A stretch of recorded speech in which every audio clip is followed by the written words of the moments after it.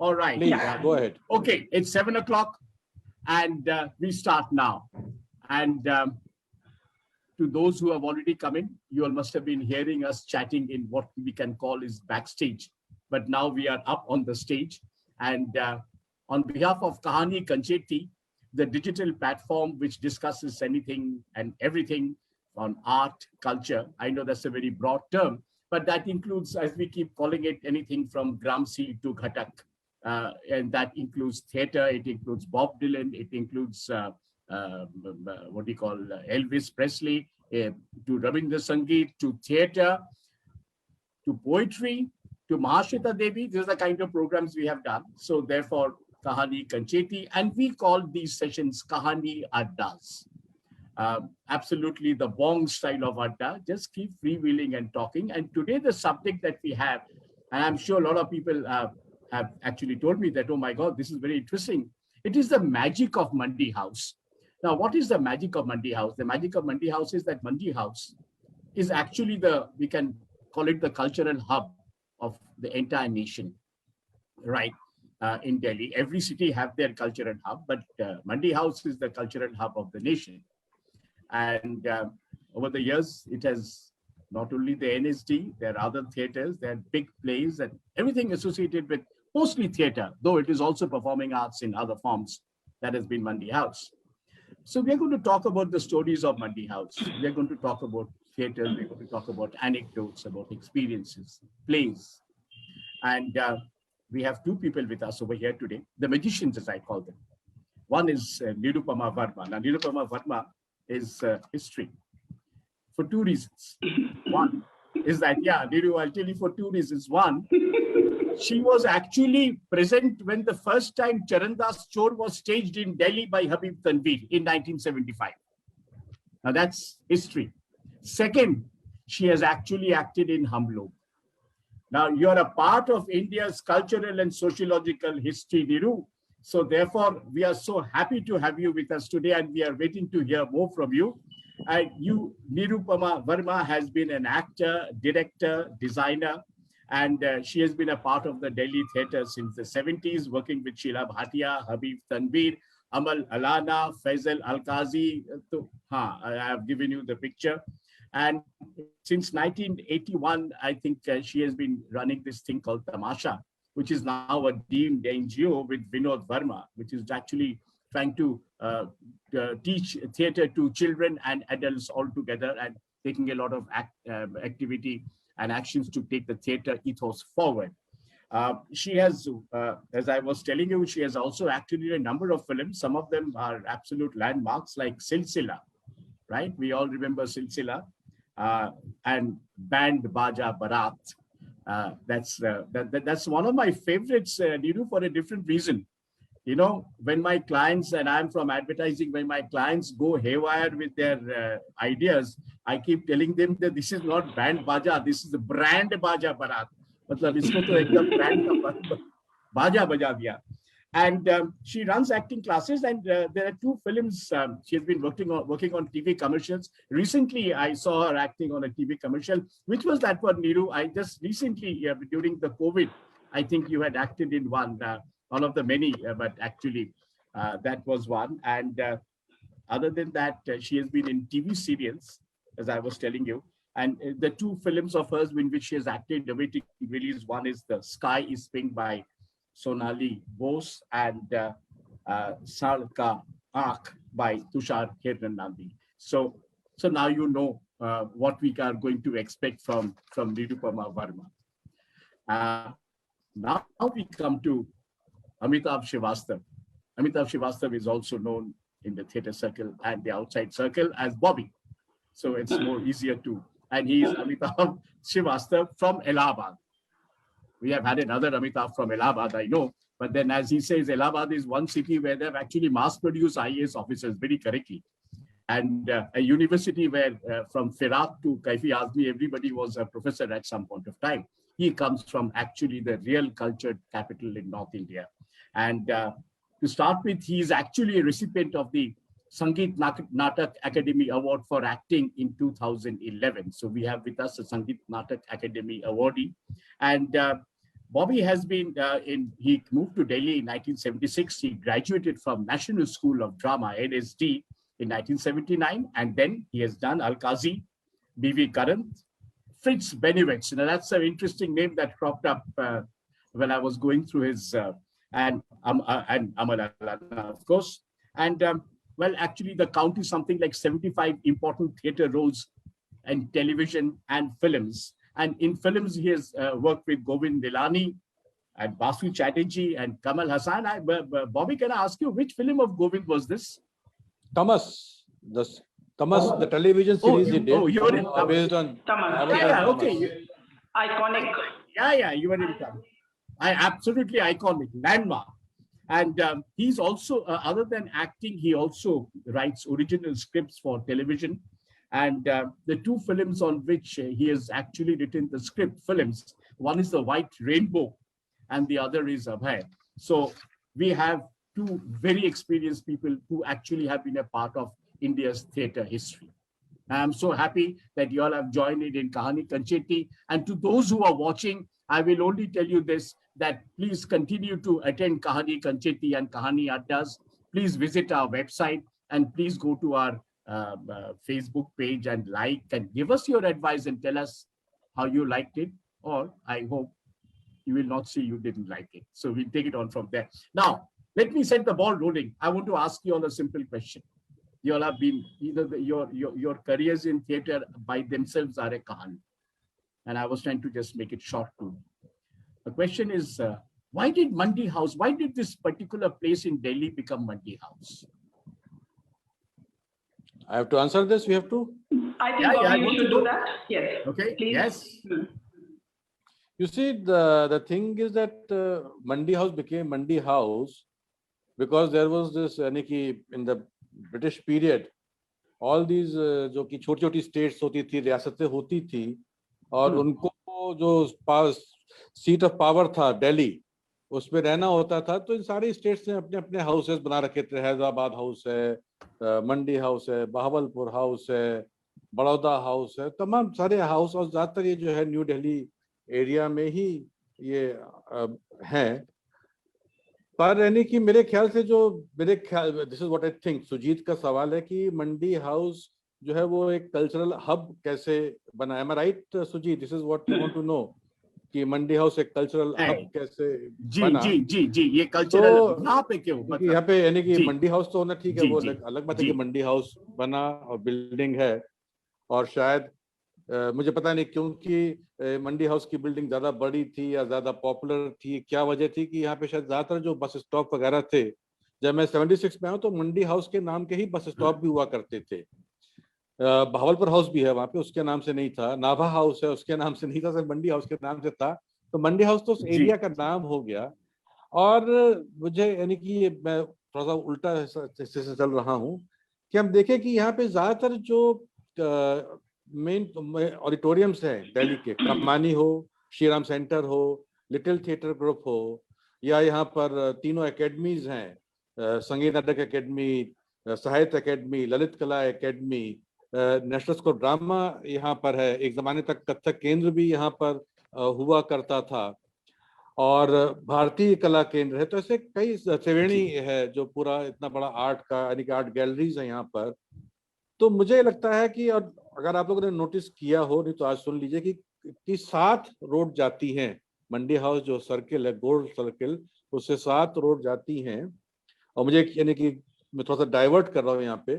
जब हम 76 में पढ़ने आए थे, यानी कि इसके बाद कई सालों तक वहां बाहर चाय की दुकान पे बैठे होते थे, और मैंने कई बार एक नज़ारा देखा है कि कोई डीटीसी की बस जो है वो गलत रोड पे, इतनी सारी सड़कें हैं कि वो गलत रोड पे मुड़ गई, फिर वो वापस रिवर्स में आ रही है, और फिर जो है तो कई लोग कंफ्यूज होते हैं. तो आप देखें कि वहां पर एक कॉर्नर पे मंडी हाउस है, एक कॉर्नर पर बहावलपुर हाउस है, एक कॉर्नर पर नेपाल हाउस है, लेकिन बाकी जो कॉर्नर्स हैं, शायद संगीत कला मंदिर मुझे पता नहीं कितना पुराना है, वहां पे कोई तो हाउस नहीं है, और यहाँ पे शायद लैंड के पीसेस काफी खाली पड़े हुए थे.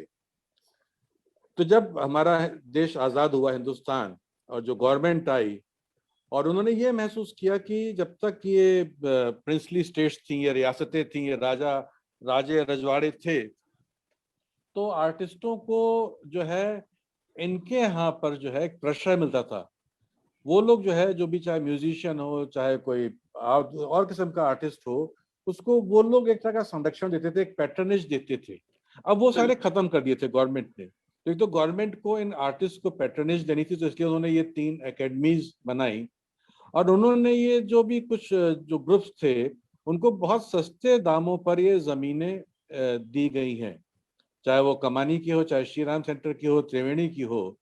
और उन्होंने शायद गवर्नमेंट ने किसी पॉलिसी के तहत, ऐसा मुझे मालूम नहीं है एग्जैक्टली, ऐसा लगता है कि उन्होंने यहीं पर जो ज्यादातर कल्चरल एक्टिविटीज के लिए जो लोग चाह रहे थे उनको, या उन्होंने इसका लैंड यूज ऐसा ये मार्क किया कि कल्चरल एक्टिविटीज के लिए हो। तो जिसकी वजह से ये थिएटर्स और ये इस तरह के सेंटर्स और ये रविंद्र भवन जो कि 1961 में यानी कि बनना के आसपास बना था, 61-62 में, जब टैगोर का सेंटेनरी ईयर था, और हर एक देश के हर एक स्टेट कैपिटल्स में टैगोर के नाम पे ऑडिटोरियम्स बने थे। तो जब इतनी सारी चीजें एक जगह पर इकट्ठी हुई, तो इसलिए वो, अच्छा, मंडी हाउस में यानी कि हमारे समय में पहले तो दूरदर्शन का उपग्रह केंद्र हुआ करता था एक, बाद में वहां पे डायरेक्टरेट भी आ गया। अब तो पूरा का पूरा जो दिल्ली दूरदर्शन केंद्र, जो कि पहले पार्लियामेंट स्ट्रीट पे हुआ करता था, नीरू को याद होगा, वहां पे जरूर ये गई होगी रिकॉर्डिंग्स करने के लिए, AIR ऑल इंडिया रेडियो के बगल में। तो वो भी अब यहाँ पर आ गया है। पर मंडी हाउस है वो तो खैर, यानी कि वहाँ पे ब्यूरोक्रेट्स भी हैं, प्रोड्यूसर्स भी हैं, टेक्नीशियंस भी हैं, और एक अलग किस्म का। लेकिन जो असली जो यहाँ पे जो मजमा लगता है मंडी हाउस में, वो आर्टिस्टों का लगता है, चाहे वो थिएटर वाले हों, चाहे पेंटर्स हों, म्यूजिक वाले हों, डांस वाले हों, राइटर्स हों। और क्योंकि यहाँ पर इतने सारे सेंटर्स हैं, इसकी वजह से ये मंडी हाउस जो है एक कल्चरल हब के रूप में डेवलप होना शुरू हुआ। यानी कि आप में से शायद, मुझे पता नहीं जो लोग, कौन ऑडियंस हमारे साथ जुड़ी हुई है, और सुजीत को भी कितना मालूम है कि नहीं मालूम है, नीरू जरूर जानती होगी, वो पुरानी दिल्ली रहने वाली है, दिल्ली की, कि 60s में दिल्ली में सिर्फ IFX नाम का एक थिएटर हॉल था, all India fine arts and craft society, Rafi मार्ग पे, जी, जहाँ पे ऊपर फर्स्ट फ्लोर पे एक ऑडिटोरियम होता था, अभी भी शायद है, पर अब वहाँ कोई जाता नहीं है। तो थिएटर की परफॉर्मेंसेस IFX में हुआ करती थी।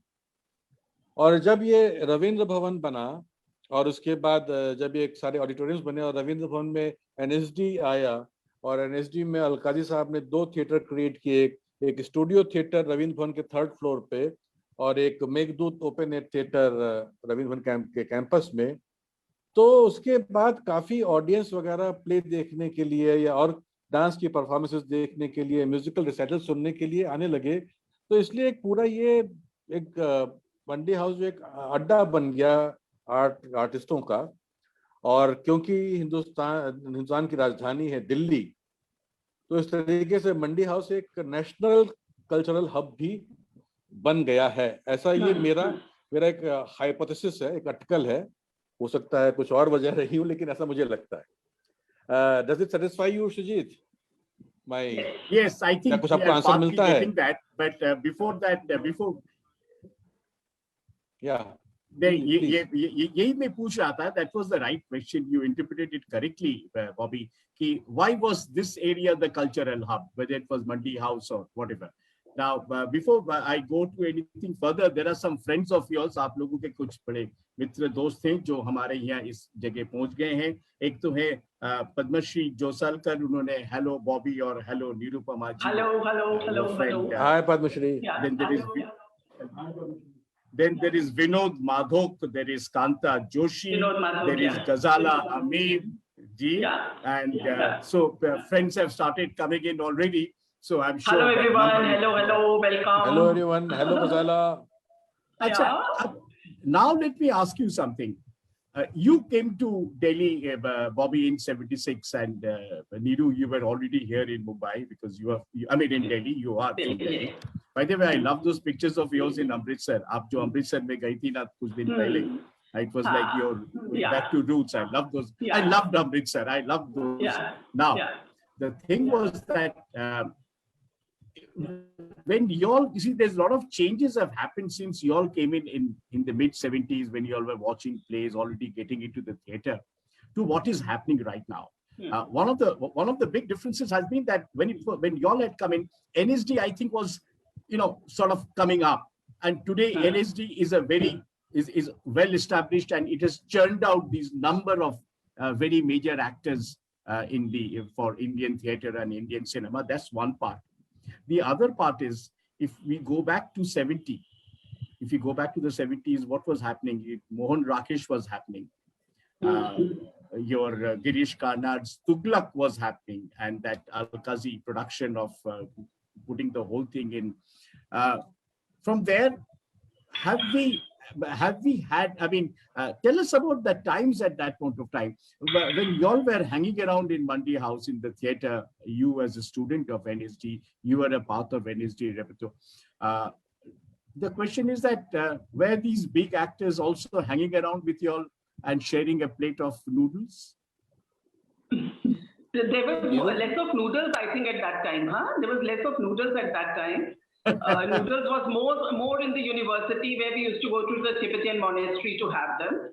Over here, it was more like cheese sandwiches and parathas and, the things in Triveni. Right. I remember Mandi House, first visit to Mandi House was as a little schoolgirl when I came to Sangeet Bharati to learn some music. Way back when I was a junior school, student. So that would be 60s, something like that. Then I'm aware of this, that in mid 60s, the iconic production of Sheila Bhatia, Chand Badlada, which was a script which she wrote after the division of Punjab and Haryana. She was heartbroken. So Chand Badlada, this is the second partition, she said, Himachal, Haryana and Punjab. So she wrote Chand Badlada. So that was performed in Triveni Open Air Auditorium, where I'm told that she had, her setting was done according to the layout of the auditorium. According to the layout of the auditorium.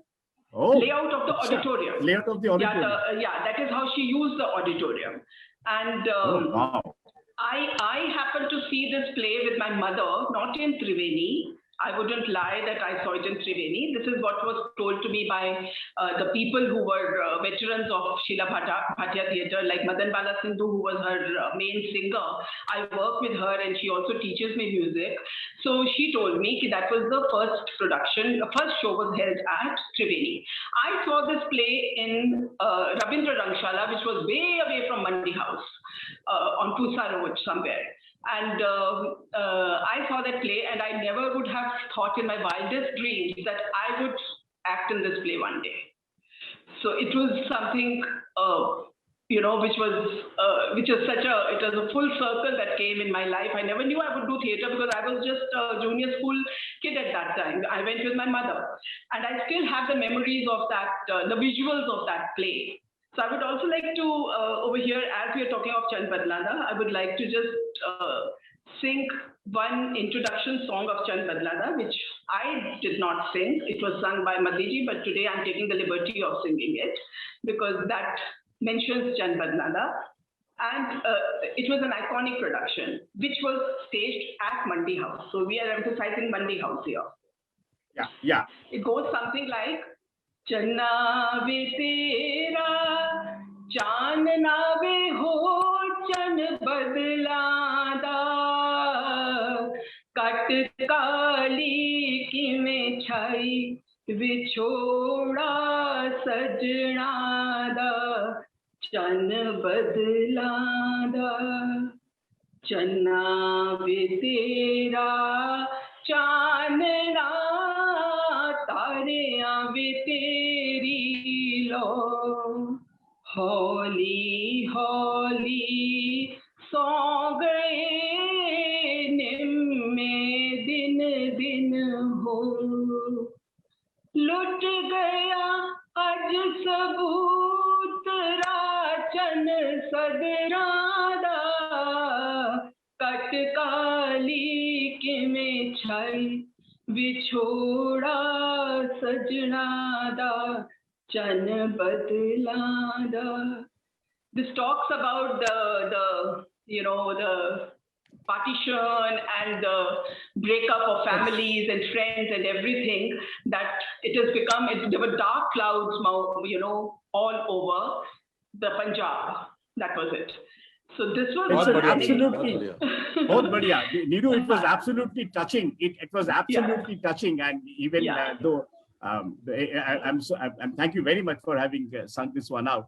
But tell me also, while these kind of political, I would say political statements were being made out of Sheila Bhatia's play, there was also Habib Tanvir dominating Mandi House at that point of time. Yes. And like I was telling our viewers that you were there to see Charan Das Chor's first production. 1974. Right. And I came with my parents to see this play. And, it left such a major impact on my, mind and my heart that I told my father while I was seeing the play कि मेरे को कुछ और करने को मत बोलना, मैंने तो यही करना है, theater ही करना है. So, but my parents were very progressive, so it was fine for them. So I saw this play and I was telling Bobby today that Bobby, इसमें मदन लाल जी ने रोल किया था चरण दास चोर का, जो ओरिजिनल थे मदन लाल जी थे. And it was staged in Kamani. Later, it was also staged at Triveni, I'm told. Like, I think Bobby and all have seen it. I saw it at Triveni. Yeah. I saw it at Triveni. But Kamani में मुझे अभी तक Madan Lal's entry on the stage, I do not forget it, because his footsteps were speaking. They were so vibrant, and उसका जो chorus था, it went something like this, which was also the curtain call. Which went something like this. एक चोर ने रंग जमाया जी सच बोल के, एक चोर ने रंग जमाया जी सच बोल के, चोरी ही उसका नसीब था, पैसे वाला था गरीब था, जी किस्सा ये उसका अजीब था सच बोल के, एक चोर ने रंग जमाया जी सच बोल के. These lines have stayed with me from 74. So you can imagine what the impact was. And it was a standing ovation by the entire audience, which was a house full. And I think it went on for close to 10 minutes. It was that impactful. Wow. And you have actually experiences. मजा आ गया, सब कुछ मजा आ गया. बॉबी ये बताइए कि 79 pass out हैं NSD से, 76 में आए, 3 साल यू स्पेशलाइज्ड इन एक्टिंग. आपके साथ जो बाकी, मतलब उस टाइम पर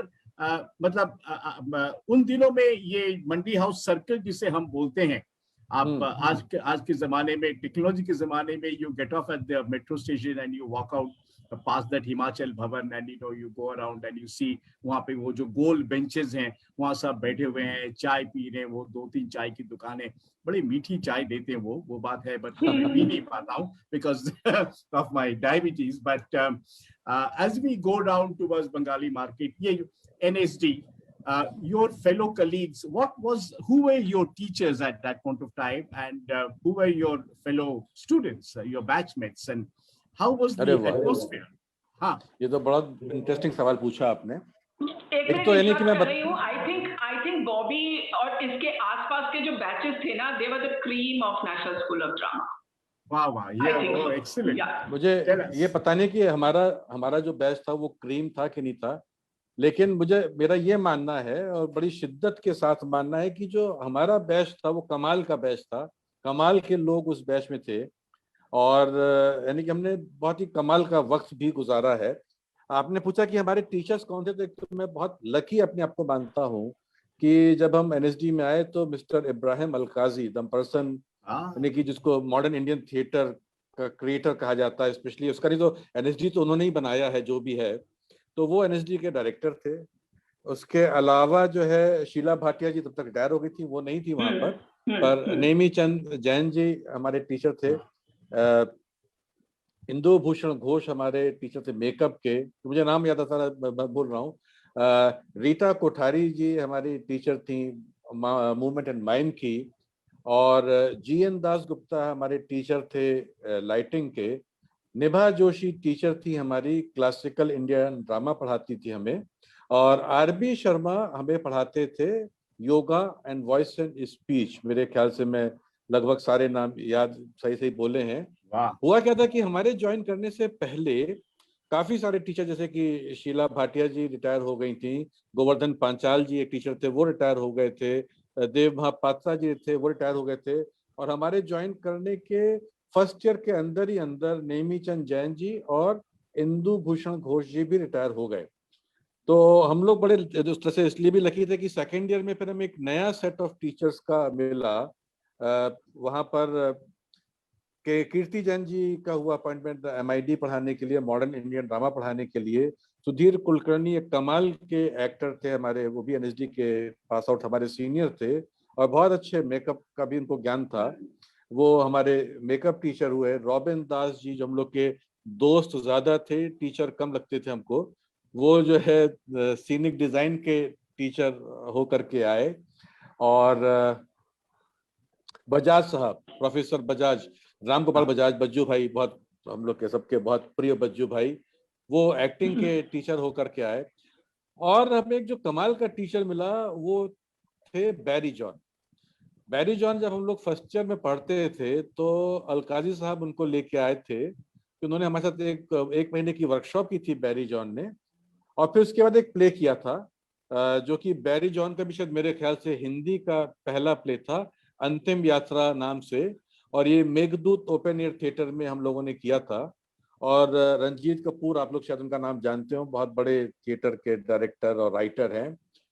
वो कहते हैं कि एक तो वो दूसरे डायरेक्टर्स के प्ले बहुत ज्यादा नहीं देख पाते हैं। इसके 4 शो हुए थे, कहते मैंने चारों शो देखे इस प्ले के। अंतिम यात्रा बोले ऐसा कमाल का प्रोडक्शन था, उन्होंने चारों शो देखे और बोले मैं हर शो में मैं रोता था। मेरे ख्याल से हमारे पास वक्त नहीं कि हम अंतिम यात्रा की कहानी वगैरह या उसके बारे में ज्यादा बातचीत करें। तो ये फिर बैरी जॉन जो है वो सेकेंड ईयर में वेस्टर्न ड्रामा के भी टीचर बन के आ गए। तो इनफैक्ट हमारा बैच जो है वो NSD में बैरी जॉन का बैच कहलाता था, क्योंकि हम लोगों ने first year, second year, third year तीनों साल उनके साथ एक एक प्रोडक्शन जरूर की। और वो हमारे फर्स्ट ईयर से जो जुड़े हमारे एज ए टीचर, तो वो थर्ड ईयर तक हमारे टीचर रहे। अब आपको बताता हूँ कि मेरे बैचमेट्स कौन लोग हैं। हमारे बैच में पहले मैं याद करूंगा कि हमारे बैच में 3 हमारे साथ बांग्लादेश से आए थे स्टूडेंट, तारिकुल अनाम खान, हारून अल रशीद और अबू सालेह खान। ये तीनों हमारे साथ बांग्लादेश से आए थे जो कि हमारे बैचमेट थे। उसके बाद उड़ीसा से हमारे बैचमेट थे सुभाष उद्गाता, वो अब नहीं है हमारे साथ में। और एक और हमारे बैचमेट थे, दोस्त थे, जयदीप तो दास। उसके बाद अन्नू कपूर हमारे बैचमेट थे, जो बहुत मशहूर एक्टर और एंकर और आजकल RJ भी हो गए हैं वो। अन्नू के अलावा ज्ञान शिवपुरी, वागीश कुमार सिंह, अजय कार्तिक, युवराज शर्मा, अविनाश डोगरा, त्रिपुरारी शर्मा। अच्छा, मैं चलिए 8 लड़कियां थी हमारे बैच में। त्रिपुरारी शर्मा, डॉली एहलूवालिया, अमरदीप चड्ढा, गोपी देसाई, मोना चावला, अमिता उदगाता और नूतन सूर्या। मेरे ख्याल से 8 नाम हो गए कि मैं किसी का नाम इस बीच में भूल गया हूँ? नहीं, भूले नहीं हो। तो ये जो है तो VK शर्मा, अरे मैं VK को कैसे भूल सकता हूँ? VK शर्मा हमारा बैचमेट, अशोक सागर भगत, दिनेश अग्रवाल, DK। हमारा 28 लोगों का बैच था, 28 लोगों का एडमिशन हुआ था। और फिर उस जमाने में स्टूडेंट्स फेल भी हुआ करते थे, कुछ छोड़ के भी चले गए। तो 2 लोग हमारे, एक सुनील कुमार जैन थे, अशोक निशेष, देखिए मुझे नाम याद आते जा रहे हैं, मैं बोलता जा रहा हूँ क्योंकि अभी इतने सारे 28 नामों को एकदम से याद करना मुश्किल है। तो हमारे साथ जो है 24 लोग हम लोग जो पास हुए, तो 24 लोगों का बैच पास किया था। और हम लोगों का बैच का एक व्हाट्सएप ग्रुप है, और उसमें हम लोग अभी भी है, अभी भी आप अभी लोग भी है WhatsApp पे रेगुलर टच अपने आप में, को बिल्कुल है। करके और मैंने रखें। आज सुबह इसके भी डाला था, तो मुझे बहुत दोस्तों ने, बैचमेट्स ने बेस्ट विशेस दी हैं, और होपफुली वो अभी नहीं तो बाद में रिकॉर्डिंग में इसको देखेंगे। जरूर जरूर। तो मैं ऐड करना मुझे चाहूंगी एक बात बॉबी। कहनी है, मुझे एक बात कहनी है, क्योंकि हाँ। मंडी हाउस के साथ जब मैं पहली बार दिल्ली में आया हूँ और NSD में आया था मैं इंटरव्यू देने 1976 में, तो मुझे मालूम चला कि मुझे मंडी हाउस जाना है। तो मैं बड़ा कंफ्यूज, मुझे पता नहीं था कि मंडी कोई स्टेट है हिंदुस्तान में, हिमाचल प्रदेश में, तो मैं जानता नहीं था। तो मैंने कहा ये बड़ी अजीब सी जगह है, यहाँ पे मंडी जाना था मैं, सब्जी मंडी होती है, फूलों की मंडी होती है, मसाला मंडी, इस तरह की मंडी होती है। मैंने कहा क्या कोई मंडी भी है, उसके साथ हाउस भी बना हुआ है, तो ये कौन सी जगह मुझे जाना है, मैं जानता नहीं था दिल्ली को। तो मैं थोड़ा कंफ्यूज हुआ। और उसके बाद जब मैं मेरा एक कजिन यहाँ पे था, उसके घर पे रुका हुआ था मैं, तो यहाँ पे यूनिवर्सिटी के पास खैबर पास में, तो मैं एक दिन पहले वो मुझे लेके आया बस से, 210 220 नंबर बस चलती थी DTC की, उससे मुझे वो ले करके आया है मंडी हाउस के एरिया में। तो जो मेरी कल्पना का जो मंडी हाउस था, उससे ये एकदम, जो कहते हैं ना, एकदम एकदम उलट जगह देखी मैंने। इतना बड़ा सा सर्कल, ऐसी सड़कें, इतनी सारी सड़कें जा रही हैं, और NSD का कैंपस में बाहर से ही देख करके चला गया कि अच्छा इस बिल्डिंग में मुझे कल इंटरव्यू देने के लिए आना है। तो ये मेरी मेमोरी है उस जमाने के 76 के मंडी हाउस के। सबसे बड़ा कि जो मुझे एक शॉक लगा था मंडी हाउस का नाम सुन के और फिर देखने के बाद।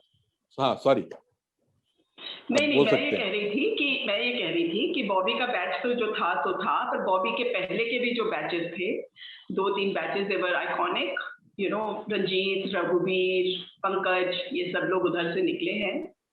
तो मैं बताना चाहूंगी श्री राम सेंटर से के पॉइंट ऑफ व्यू से, कि श्री राम सेंटर जब बना है तो आई रिमेम्बर कि हॉल चालू हो गया था, और श्री राम सेंटर का जो ओपनिंग शो था, ओपनिंग शो वाज ऑफ जाने गजल अगेन बाय शीला भाटिया। अच्छा। इस जाने गजल का म्यूजिक जो था बेगम अख्तर ने दिया था। क्या बात। हाँ, यू नो, सो इसमें उस टाइम के जो शायर थे मशहूर, उनकी गजलें थी। तो opening show of Shri Ram centre was the performance of Sheila Bhatia's play. I haven't seen that play, so I do not know about that. And I hope we can sometime revive those melodies, which must have been, you know, great. So वो था। मुझे जो याद है वो ये याद है कि श्री राम सेंटर में टॉप फ्लोर पे कुछ नहीं होता था। वहां पे सुषमा सेठ ने बच्चों की वर्कशॉप की थी। उस वर्कशॉप में मैंने सुषमा सेठ को असिस्ट किया था। ये 76 विंटर्स की बात है जब मैंने उन्हें असिस्ट किया था। उसी के बाद इमीडिएटली पंकज कपूर डायरेक्टेड अ प्ले कॉल्ड कड़क दी बल्ली बाय बलवंत गार्गी, जो कि शॉर्टलिस्ट हुआ था जब first ever Shri Ram centre theatre festival, जो पहला फेस्टिवल हुआ था श्री राम सेंटर का। I think that was also 76 winters, 76-77 overlap कर रहा होगा आई थिंक उसमें। तो उसके अंदर आई डिड दैट कड़क दी बल्ली का रोल मुझे याद है। उसके अंदर हमारे साथ सारे छुप छुप के आते थे नेशनल स्कूल ऑफ ड्रामा के लोग, उसके अंदर नकाब वगैरह पहन के, चुन्नियां वगैरह डाल के, because they were not allowed to. हमारी मेरी बैचमेट आती थी करने के लिए, डॉली, पिंकी, डॉली आती थी, और वो ये वीके शीके भी आते थे, ये लोग भी आते थे। वो कोई फल वाला, रंजीत खुद बन के आता था, वो गुब्बारे वाला, मुझे याद है। So and we used to rehearse Kadak Di Balli in the basement of Shri Ram Center, which was full of only कबाड़, जो कंस्ट्रक्शन का जो लेफ्ट ओवर कबाड़ होता है। वहां पे तारें भी पड़ी होती थी, सीमेंट भी, रेत भी, सब कुछ, सब तरह की चीजें। And we used to rehearse over there.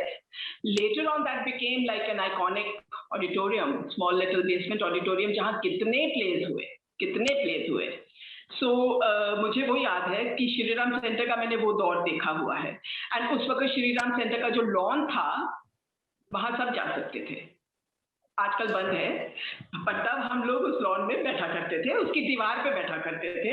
मुझे आज भी याद है, पता नहीं किस बात पे मेरे को शीला जी से, मैं रूस गई थी, उन्होंने शायद कोई रोल मुझसे ले लिया था कि तुम अभी बहुत छोटी हो इस रोल को करने के लिए, और वो उन्होंने कहा था ये तुम नहीं करोगी, तो I sat on that wall and I cried and I cried and I cried and I cried and Sheila ji saw me crying.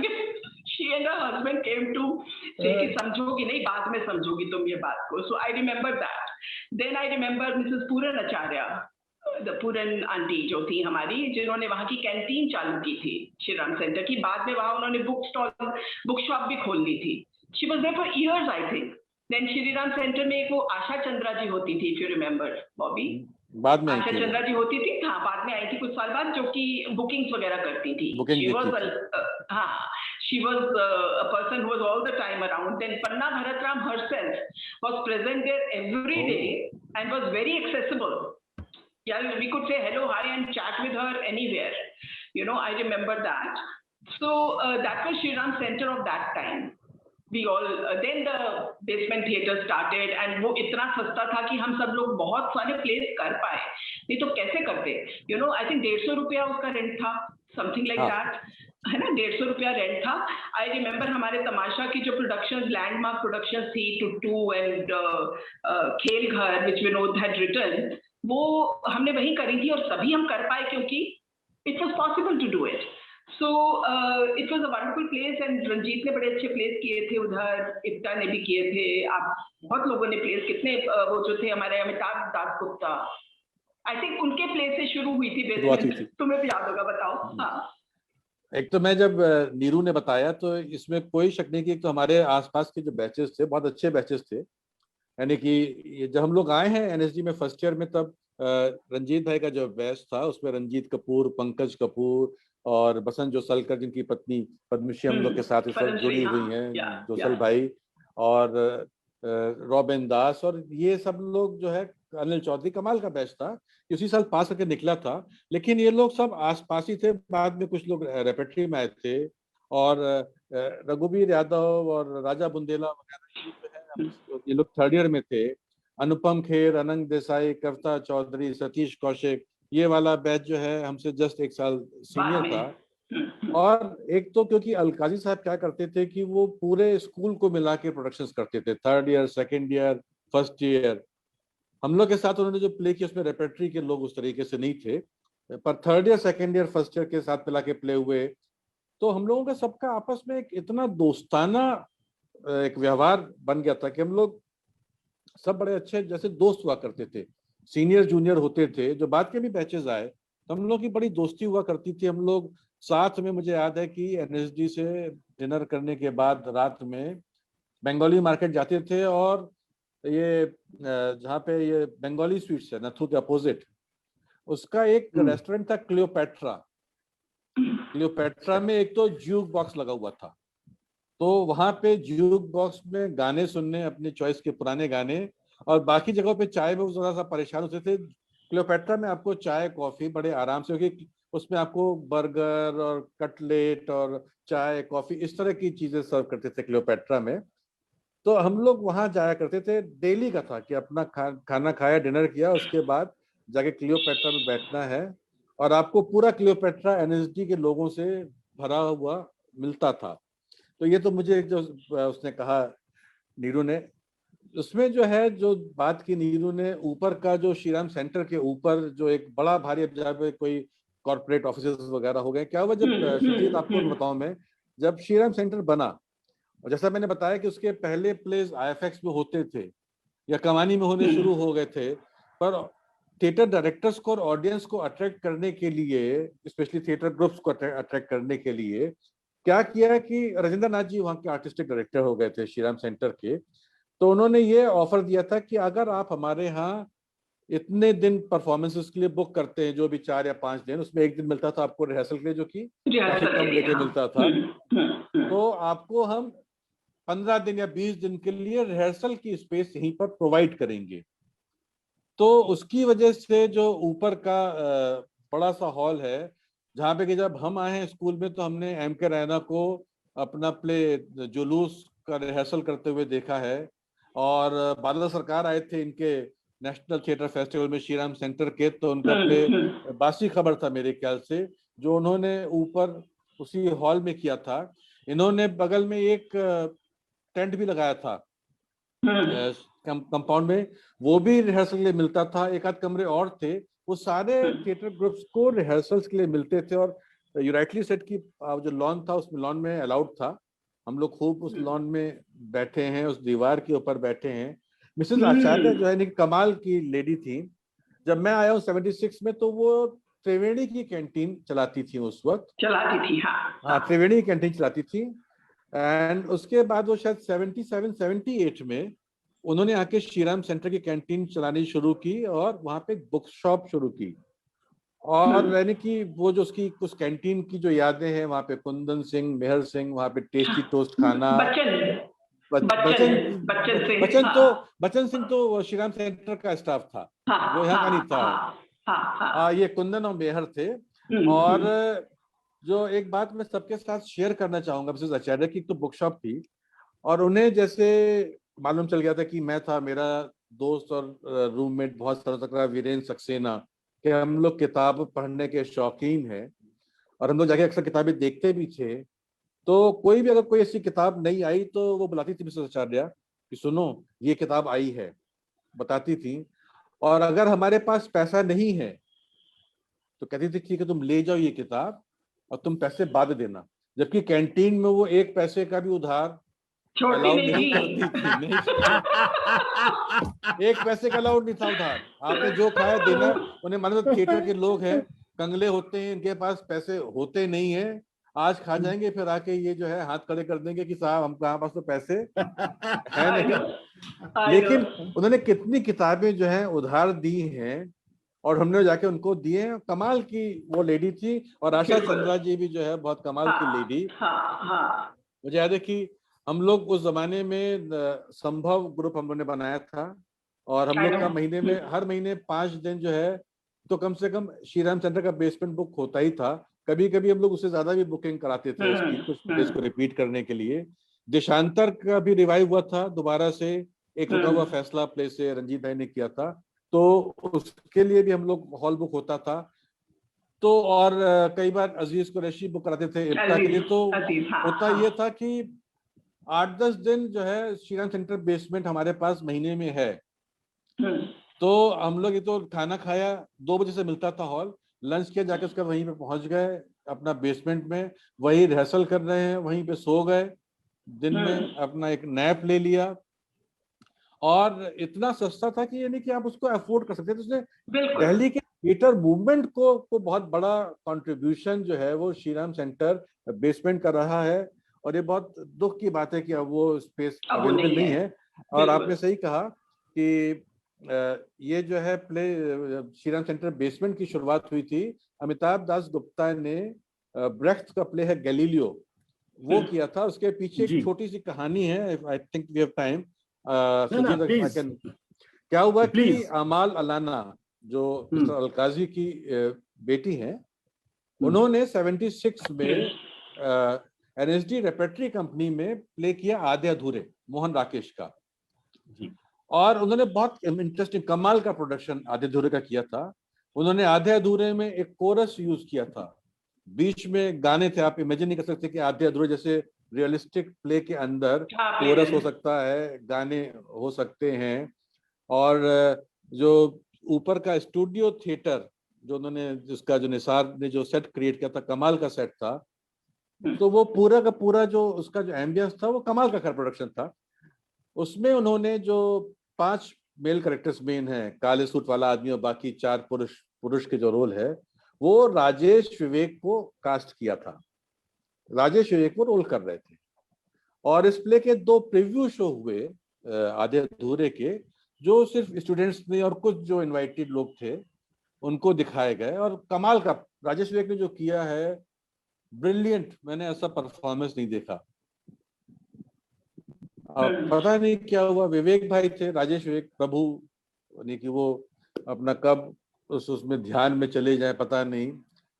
उनको अमिताभ दास गुप्ता ने कहा कि तुम ये क्या कर रहे हो, ब्रेख्ट का प्ले है गैलीलियो, गैलीलियो का ऐसा करेक्टर है, ये जो भी उनको समझाया, पढ़ाई। वो जो है कि तुम्हें करना है और कोई नहीं कर सकता Vivek, you are the person who can do this character वगैरह वगैरह। वो गए अलकाजी साहब के पास कि सर मुझे ये प्ले करना है और उसकी मुझे परमिशन दी जाए। अलकाजी साहब ने कहा कि भाई ये हमारा नियम है कि जो भी अगर रेपर्टरी आर्टिस्ट है वो बाहर के किसी भी प्ले में एक्टिंग नहीं कर सकता जब तक कि वो यहाँ पर मेंबर है। 2 हफ्ते बाद आधे अधूरे ओपन होने वाला था। उनको लगा इनकी बेटी का, मुझे ऐसा लगता है, ये उन्होंने बात मुझे मालूम, उनको लगा होगा ऐसा विवेक भाई को कि अलकाजी साहब की बेटी का प्ले है, ओपन होने वाला है अभी 10-12 दिन बाद, मैं उसमें मेन रोल कर रहा हूँ, ये मुझे कैसे। तो उन्होंने अपना एक लेटर दिया कि मुझे ये करना है और अगर आप मुझे अलाउ नहीं करेंगे तो मैं रिजाइन करता हूँ। अलकाजी साहब ने उनका रेजिग्नेशन एक्सेप्ट कर लिया। अरे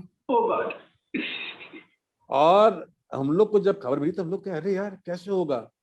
और उस 10-12 दिन में मनोहर सिंह ने वो रोल तैयार किया और उन्होंने भी जो परफॉर्म किया वो राजेश विवेक से अगर 20 नहीं तो 19 भी नहीं था। बहुत बढ़िया परफॉर्म किया। नहीं, कोई नहीं कह सकता कि इन्होंने ये रोल इतने कम दिनों के अंदर तैयार किया होगा। जो अनाउंस डेट थी उसी में प्ले ओपन हुआ और गैलीलियो का प्ले शो जो है वो वहीं पे बेसमेंट में, जैसा बता रही नीरू की, आधा बना हुआ टूटा फूटा जो है वो क्या कहते हैं बेसमेंट था, उसमें हुआ। बहुत खराब शो हुआ, बहुत खराब था, हमने वो भी देखा जा करके। और उसके बाद जब वो हो गया तो जब वो शो खत्म हो गया, अब कुछ काम नहीं विवेक भाई के पास। और उस जमाने में थिएटर एक्टर के लिए सरवाइव करना बहुत मुश्किल था। अब तो टेलीविजन है, सिनेमा है, अब तो वेब सीरीज भी आ गई, बड़ी सारी चीजों के जमाने में कुछ नहीं था। तो उन्होंने वापस रेपर्टरी में अप्लाई किया। जब पोस्ट एडवर्टाइज हुई अगले साल मई जून में 77 में दोबारा वो रेपर्टरी में आ गए और फिर वो जो है 5-6 साल रहे। उन्होंने कमाल के परफॉर्मेंसेस किए रहते हुए। तो ये कहानी है जो मुझे याद आई। Very interesting story Bobby. And another thing, जब हम लोग ये कर रहे थे कड़क दी बल्ली जिन दिनों हम कर रहे थे तो उन दिनों फिक्की जो है वो कंस्ट्रक्ट हो रहा था, फिक्की का कंस्ट्रक्शन हो रहा था। अच्छा। और वहां पर जो हर कंस्ट्रक्शन साइट पे वो होता है ना, छोटा सा ढाबा बन जाता है मजदूरों के खाने के लिए। तो मुझे याद है हम लोग वहां जाके खाना खाया करते थे, because it used to be so cheap. So हम लोग रिहर्सल के बाद वहां जाके खाना खाया करते थे। एंड बाय द वे मैं एक चीज जरूर बोलना चाहूंगी कि ये सब तो नेशनल स्कूल ऑफ ड्रामा से है। तो my husband was very much kind of totally immersed with all these boys and girls, and he was all the time there. I was not all the time there. तो मुझे एक बार किसी ने ना ताना मार दिया था लेकर, नेशनल स्कूल ऑफ ड्रामा में तुमने तो ज्वाइन नहीं किया और ये है वो है। तो मैंने कहा कैसे, तुम क्या बोलते हो नेशनल स्कूल ऑफ ड्रामा को? उन्होंने बोला NSD। मैंने कहा मैं भी NSD से हूँ। उन्होंने बोला तुम कैसे हो NSD से? मैं कहा मैं नेशनल स्कूल ऑफ ड्रामा से हूँ। और सब फिर चुप हो गए। मैंने कहा by the way NSD was created by my NSD which is the Natural School of Drama। उन्होंने बनाई थी NSD। ये तो NSD बाद में बनी, हम तो ओरिजिनल वाले हैं, Natural School of Drama। So I won't name who that person was, but वो शट अप हो गया था उसके बाद। मैंने कहा आज के बाद मत भूलना।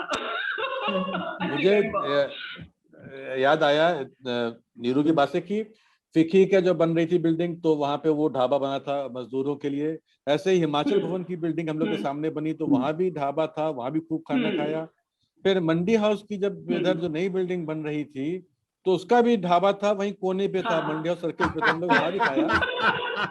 और फिक्की से जुड़ी मेरी एक बड़ी कमाल की मेमोरी है, मेरे NSD के फर्स्ट ईयर की मेमोरी है, जो मैं आप सबके साथ शेयर करना चाहूंगा। क्या हुआ कि एक तो मेरा एक बहुत अच्छा दोस्त था, अब नहीं रहा वो, संजीव शांताराम कशालकर, इलाहाबाद का। तो हम दोनों, जब मैं NSD का इंटरव्यू देने के लिए आया तो संजीव भी मेरे साथ आया। मेरा NSD का इंटरव्यू था और उसी डेट्स पे उसका Indian institute of foreign trade IIFT का इंटरव्यू था। तो हम दोनों साथ में इंटरव्यू देने आए। फिर मेरा यहाँ पे एडमिशन हो गया, उसका वहां पे एडमिशन हो गया, तो हम लोग अक्सर मिलते थे। और यहाँ पर आप सबको मालूम होगा कि फिक्की में एक नेचुरल हिस्ट्री म्यूजियम है। जी, जो नीचे बड़ा सा एक जी, है ना, तो वो संजीव आता था मेरे पास तो अक्सर। वो एक बार आया, बोला कि यार बॉबी यहाँ पर ये म्यूजियम है, चलो म्यूजियम देख के आते हैं। तो हम दोनों अपना वहाँ घुस गए। और ये इमरजेंसी के दोनों की बात है, आप याद रखिएगा, 76 की बात है, सर्दियों की, या मुझे याद नहीं है। हम दोनों वहाँ पहुंच गए विकी की बिल्डिंग में। अब वहां पे सामने वो एक, बस एक मेरे ख्याल से गेंडा ही था, राइनोसोरस था, जो कि बड़ा सा उसका रखा हुआ था, अभी भी शायद रखा होगा। और कुछ दिखा नहीं, एक लिफ्ट दिखी। हमने कहा यहाँ पे कहाँ है यार। तो हम लिफ्ट में घुस गए, बटन दबाया, हम पहुंचे 3rd फ्लोर पे। और 3rd फ्लोर पे पहुंचते जैसे ही लिफ्ट खुली तो सडनली हम लोग को 4-5 लोगों ने घेर लिया। कौन है, कहाँ से आए हैं, क्या बात है, क्यों आए हैं। हमने बताया कि साहब हम यहाँ पे, मैं एनएसडी पढ़ता हूँ और मैं यहाँ पे, हम लोग ये म्यूजियम देखने के लिए। बोले यहाँ कोई म्यूजियम नहीं है करके वो, और हमें उसमें से 2 लोग लिफ्ट में साथ लेकर के, एस्कॉर्ट करके नीचे छोड़ने आए। मैं और संजू, जैसे संजीव जो संजू कहते थे, और संजू परेशान, क्या हो गया। हम बाहर आए, अपना मैनेजडी पहुंचा, हॉस्टल पहुंचा। मैंने किसी को बताया, बोले तुम कहाँ चले गए थे। वो रॉ है उस वहां पे उसका ऑफिस, जो RAW, जो हमारा रिसर्च एंड रॉ का जो शुरुआती ऑफिस था, वो फिक्की बिल्डिंग में टॉप फ्लोर पे हुआ करता था। हमें क्या पता कि यहाँ पे रॉ का ऑफिस है। हमें शायद रॉ क्या चीज ये भी नहीं मालूम था उस जमाने में क्या है। हम तो म्यूजियम देखने गए थे। और अच्छा, इसके अंदर मैं ये ऐड करूंगी कि हम लोग सब भूल रहे हैं बिटवीन श्रीराम सेंटर, कमानी एंड ऑल दीज प्लेसेस। एक तो LTG का मुझे जो दिमाग में है कि पिछले 3 साल पहले तक भी वहां पर हमेशा कंस्ट्रक्शन ही होती है, ऑल द टाइम। कभी टूट फूट, कभी रेनोवेशन, कभी कुछ। That is known for its construction. It always is something is getting renovated over there. So that is how I earmark LTG. And we should not forget Sapru House. Sapru House. Correct. Sapru House जो था, it was a very famous library for all the intellectuals who used to come and do their thesis work and their research work over there. And as a child, I remember Sapru House specifically for the Children's Film Society. वहां पर बच्चों की pictures दिखाई जाती थी from all over the world. मुझे याद है हर संडे को वहां एक फिल्म दिखाई जाती थी बच्चों की। मेरी माँ या मेरे फादर मुझे लेकर आते थे और मैंने पता नहीं कितनी पिक्चरें वहां पर देखी हैं बचपन की, छोटे छोटे, all childrens films were there. And then later on, how it became very notorious because of those spurious Punjabi plays, जो कि Double Entenders and all that, but which was a category in itself. तो जहाँ पर भीड़ उमड़ती थी देखने के लिए, वो जो प्लेस थे, कौन से थे, बुड्ढी कोड़ी लाल लगाम एंड थिंग्स लाइक दैट, चढ़ी जवानी बुड्ढे नू, सप्रू हाउस, चढ़ी जवानी बुड्ढे नू. So all those plays which were typically downgrade Punjabi this thing, but were very famous. So Sapru House was very popular and a known corner for a particular kind of an audience, which used to throng that place and see those plays. In fact क्या होता नीरू की, जो Punjabi theatre था, उसमें बड़े कमाल के actors और राइटर्स भी हुए हैं उसमें। बहुत अच्छे एक्टर्स थे। हाँ, तो कीर्ति आनंद फॉर एग्जांपल, हाँ, वो थे, VK सूद थे, बहुत कमाल के एक्टर थे। और भी पर यानी कि वो कहना था सप्रू हाउस थिएटर, उसके लिए जो नाम पड़ गया था, सप्रू हाउस थिएटर पड़ गया था उस पंजाबी थिएटर का, जो डबल मीनिंग वाले होते थे, हलवा सूजीदा, चस्का दूजीदा, मंजी के थे दूजीदा, तो ये सब थे। और तुमने जो बताया कि हम भी जब आए हैं तो तब भी वो फिल्में होती थी संडे को, चिल्ड्रन फिल्म सोसाइटी की। और मैंने एक फिल्म देखी थी जो कि चरण दास चोर की कहानी को लेकर के श्याम बेनेगल ने बनाई थी फिल्म, चोर चोर छिपजा मेरे ख्याल से नाम था उस फिल्म का।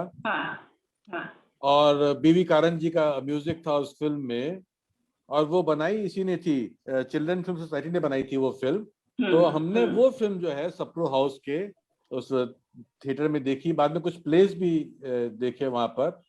और सप्रू हाउस की भी एक कैंटीन हुआ करती थी जहां अक्सर शाम को हम जाते थे चाय पीने के लिए। और ये बाद में फिकी वाले ऑडिटोरियम में, ये पंजाबी प्लेस जो है बाद में फिकी वाले ऑडिटोरियम में भी आ गए। और मेरे ख्याल से एक यानी कि जो स्पेसेस की हम बात कर रहे हैं, तो एक तो हमें मेघदूत थिएटर और स्टूडियो थिएटर, इनका भी बड़ा इंपॉर्टेंस था उस जमाने में। ये अलग बात है कि वो सिर्फ एनएसडी के ही प्लेस वहां पर हुआ करते थे, लेकिन एक से एक कमाल प्रोडक्शंस इन स्पेसेस में उस जमाने में हुई हैं। और मैं तो यानी कि मेघदूत थिएटर को अभी भी बहुत मिस करता हूँ। उसमें जो हम लोग जब लोग परफॉर्म करते थे, एक तो होता क्या था कि वो अक्सर आप जो है सिर्फ उसको ये फरवरी मार्च अप्रैल के महीने में, कि जब ऐसा मौसम है कि ना बहुत गर्मी है ना बहुत ठंडा है, तभी आप वहां पे कर सकते थे। या उस वक्त जो है कि अक्टूबर नवंबर के आसपास, जबकि ठंड शुरू होने से पहले का, तो एक तो उस वक्त मौसम कमाल का मौसम हो रहा होता है। दूसरे जो मेरा एक्सपीरियंस है कि हम लोगों के प्ले जब शुरू होते थे तो 6:30 बजे नाटक शुरू होने का टाइम है, तो उस वक्त दिन की रोशनी रहती थी और धीरे धीरे वो यानी कि जो ना आपका जो मैजिक आवर आता था वो अंधेरा होता था, और उसी में वो जो ओपन एयर की लाइट्स और जो पीपल के पेड़ को यूज करते हुए लाइटिंग की जाती थी, वो लाइटें मड वाला स्टेज, तो मिट्टी का स्टेज था। तो उस पे जो उसका जो वो जो एक्सपीरियंस था, जो कहते हैं ना, उनका magic of Mandi house, that was magic, real magic था। आप जो परफॉर्म कर रहे होते या देख रहे होते ऑडियंस में बैठ के, वो जो टाइम का जो एक शाम से रात में तब्दील होने का जो फीलिंग थी, वो था, वो कमाल का वो था। तो मैं उसको जो चीजें मिस करता हूँ आज के मंडी हाउस में और जमाने के मंडी हाउस में, मैं उस मेघदूत ओपन एयर थिएटर को बहुत मिस करता हूँ। और ये बहुत सी चीजें हैं मेघदूत का जो है, मेघदूत जो है, मुझे अभी रिसेंटली हमने वहां पर प्ले किया था, पर वो बाहर नहीं हुआ, अंदर हुआ। But you know when I went to see that stage, मुझे बड़ा दुख हुआ, बिकॉज अब वो सारा कंप्लीट हो गया है। तो it was not the same as what it used to be then. और जो मैजिक ऑफ, हालांकि महाभोज में आई वाज देयर, सो वहां पर मेरी एक्टिव पार्टिसिपेशन थी, लेकिन जो मुझे मैजिक ऑफ मेघदूत है, that is kind of synonymous with Begum ka Takiya, जो वो प्ले था रंजीत का। It was an iconic play. और मैं तुम्हारे को उसकी एक बहुत छोटी सी वो बताती हूँ। हमारा एक फ्रेंड है तुलसी जसवानी करके, जो अब अमेरिका में है। वो हमारे साथ वो प्ले देखने गया था। तो जब वो प्ले देखने गया, वो आज तक, बॉबी आज तक उसके अंदर उसका डायलॉग होता है ना कि दूसरी बात ये है, डायलॉग था ना, दूसरी बात ये है, you know, till date whenever we sit together he said, हाँ जी बाबूजी, तो दूसरी गल ये है, you know, he still remembers that Begum Ka Takiya Ka Dal, still, and that is the power of that play, that he was an audience and he remembers it like that. और मुझे उसका music बहुत haunt करता है। बॉबी, अगर तुम्हारे को याद है तो कोई सुना दो प्लीज। अच्छा, नहीं, मैं म्यूजिक से पहले बेगम का तकिया की बात की है। देखो, मेरे पास भाई सुजीत टाइम है कि नहीं, बताइए कि मेरे पास तो किस्से, कहानियां और यादें बहुत सारी हैं। तो एक किस्सा है एक जो मैं बहुत बार बताता हूँ। बॉबी देखो, इसे हम कहते हैं अड्डा जो है वो जम गया, बिल्कुल। हाँ, एकदम मस्त है। आप चलाते जाओ, मैं खाली आपको 2 मिनट आप लोगों को मैं रोक रहा हूँ, इसलिए कि जो कुछ कमेंट्स आए हैं जो मैं इस बीच में देख रहा था, तो अगर आप कभी देखेंगे कि मैं आपकी तरफ ध्यान नहीं दे रहा हूँ, कि इसका मतलब मैं सुन नहीं रहा हूँ, मैं देख रहा हूँ कि हमारे जो आए हैं हमारे दोस्त वो क्या बता रहे हैं। इसमें तो है कि राज गुप्ता जी ने नीरू को बताई कि बहुत ही सुंदरता से गाया मैम।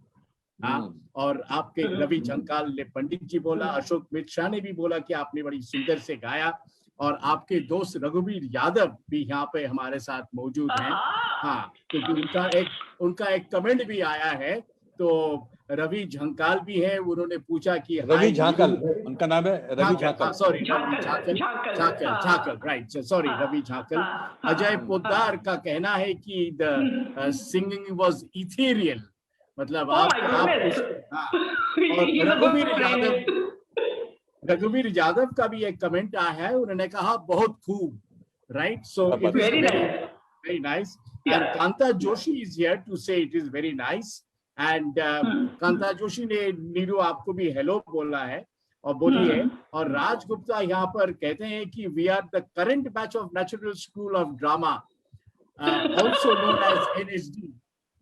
अशोक मिश्रा जी कहते हैं कि अशोक मिश्रा जी का आपके Bobby finds your stories interesting and thank you Ashok, thank you. All right. Pradeep Guha says, glad I joined. I intend to hang out in the future too. मतलब ये सब उनको आप and there is Yuv Rangmanch Ranchi से अजय मलकानी साहब आए हैं और धर्म अरोरा मेरे दोस्त को उनको बड़ा अच्छा लगा है. हाँ, कहते हैं कि can we hear some anecdotes. Sheila ji का कहना है कि can we hear some anecdotes of the times that have gone by. तो उसके बारे में हम आएंगे, हम डिस्कस करेंगे. तो आप लोग ये करिए, मेरे को आप लोग क्योंकि ये अच्छा ही हो रहा है कि आप लोग गप्पे कर रहे हैं, मैं इसको ट्रैक कर रहा हूँ.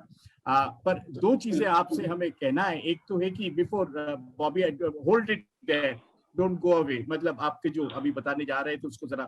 एक तो है कि मंडी हाउस में अदर देन थिएटर एंड जो आप लोग बता रहे हैं, एक चीज है वो जो खाने का, आप लोगों ने ढाबा का खाना खाकर, कंस्ट्रक्शन वर्कर के ढाबा का खाना खाकर आप लोग वहां पे you all have grown there. Other is that जैसे कि त्रिवेणी का वो जो इटरी जो है, that is as good as और एज इंपॉर्टेंट और as iconic like any other eatery in Pandara house. हाँ, और बीच में उनका वो बदलता जाता है, उनका मेन्यू बदलता जाता है. आई थिंक वो उनका जो कॉन्ट्रैक्ट होता है वो भी बदलता जाता है. तो नए नए लोग आते हैं, नए नए खाना आता है, बीच बीच में खाना का रेट बढ़ भी जाता है. और अभी भी मैं श्री राम सेक्टर के वो पीछे का वो नीचे जो कैंटीन है, वहाँ पे वो एक प्लेट राइस को लेके दो जने, अभी भी मैं कभी कभी उधर जाता हूँ. तो एक चीज बताओ कि वो त्रिवेणी कला संगम के सामने वो जो ईट्स है ना, वो गाड़ी, वो वैन, खाने का वैन, चाइनीज वैन, हाँ हाँ हाँ, वो कितने साल से है? I am too seeing it, I think ever since I have been in Delhi. It is been there जहां से. हाँ नहीं, यानी कि ये तो बहुत पुराना नहीं है, पर मेरे ख्याल से जब से ये वैन कल्चर आया है 20-25 साल पहले से, तभी से ये चाइनीज है. हाँ चाइनीज, 30 years तो आई डेफिनेटली रिमेंबर. 25-30 साल से होगा. त्रिवेणी का जो कैंटीन है आप कह रहे हैं, वो वाकई में आइकॉनिक है. और जब हम आए थे तब बताया था मैंने कि मिसेस आचार्य उसको चलाती थी. उसके बाद मेरे ख्याल से ये जो राधा कृष्ण प्रकाशन ऐसे यहाँ के किसी के लोग, वो लोग इसको रन करते थे. और धीरे धीरे वहां पे लोग चेंज होते रहे. अभी आजकल उसको जो वो चला रहा है, इनका क्राफ्ट्स म्यूजियम में भी उनका रेस्टोरेंट है, ये भी कैफे लोटा वाले लोग जो हैं वो त्रिवेणी कैंटीन चला रहे हैं.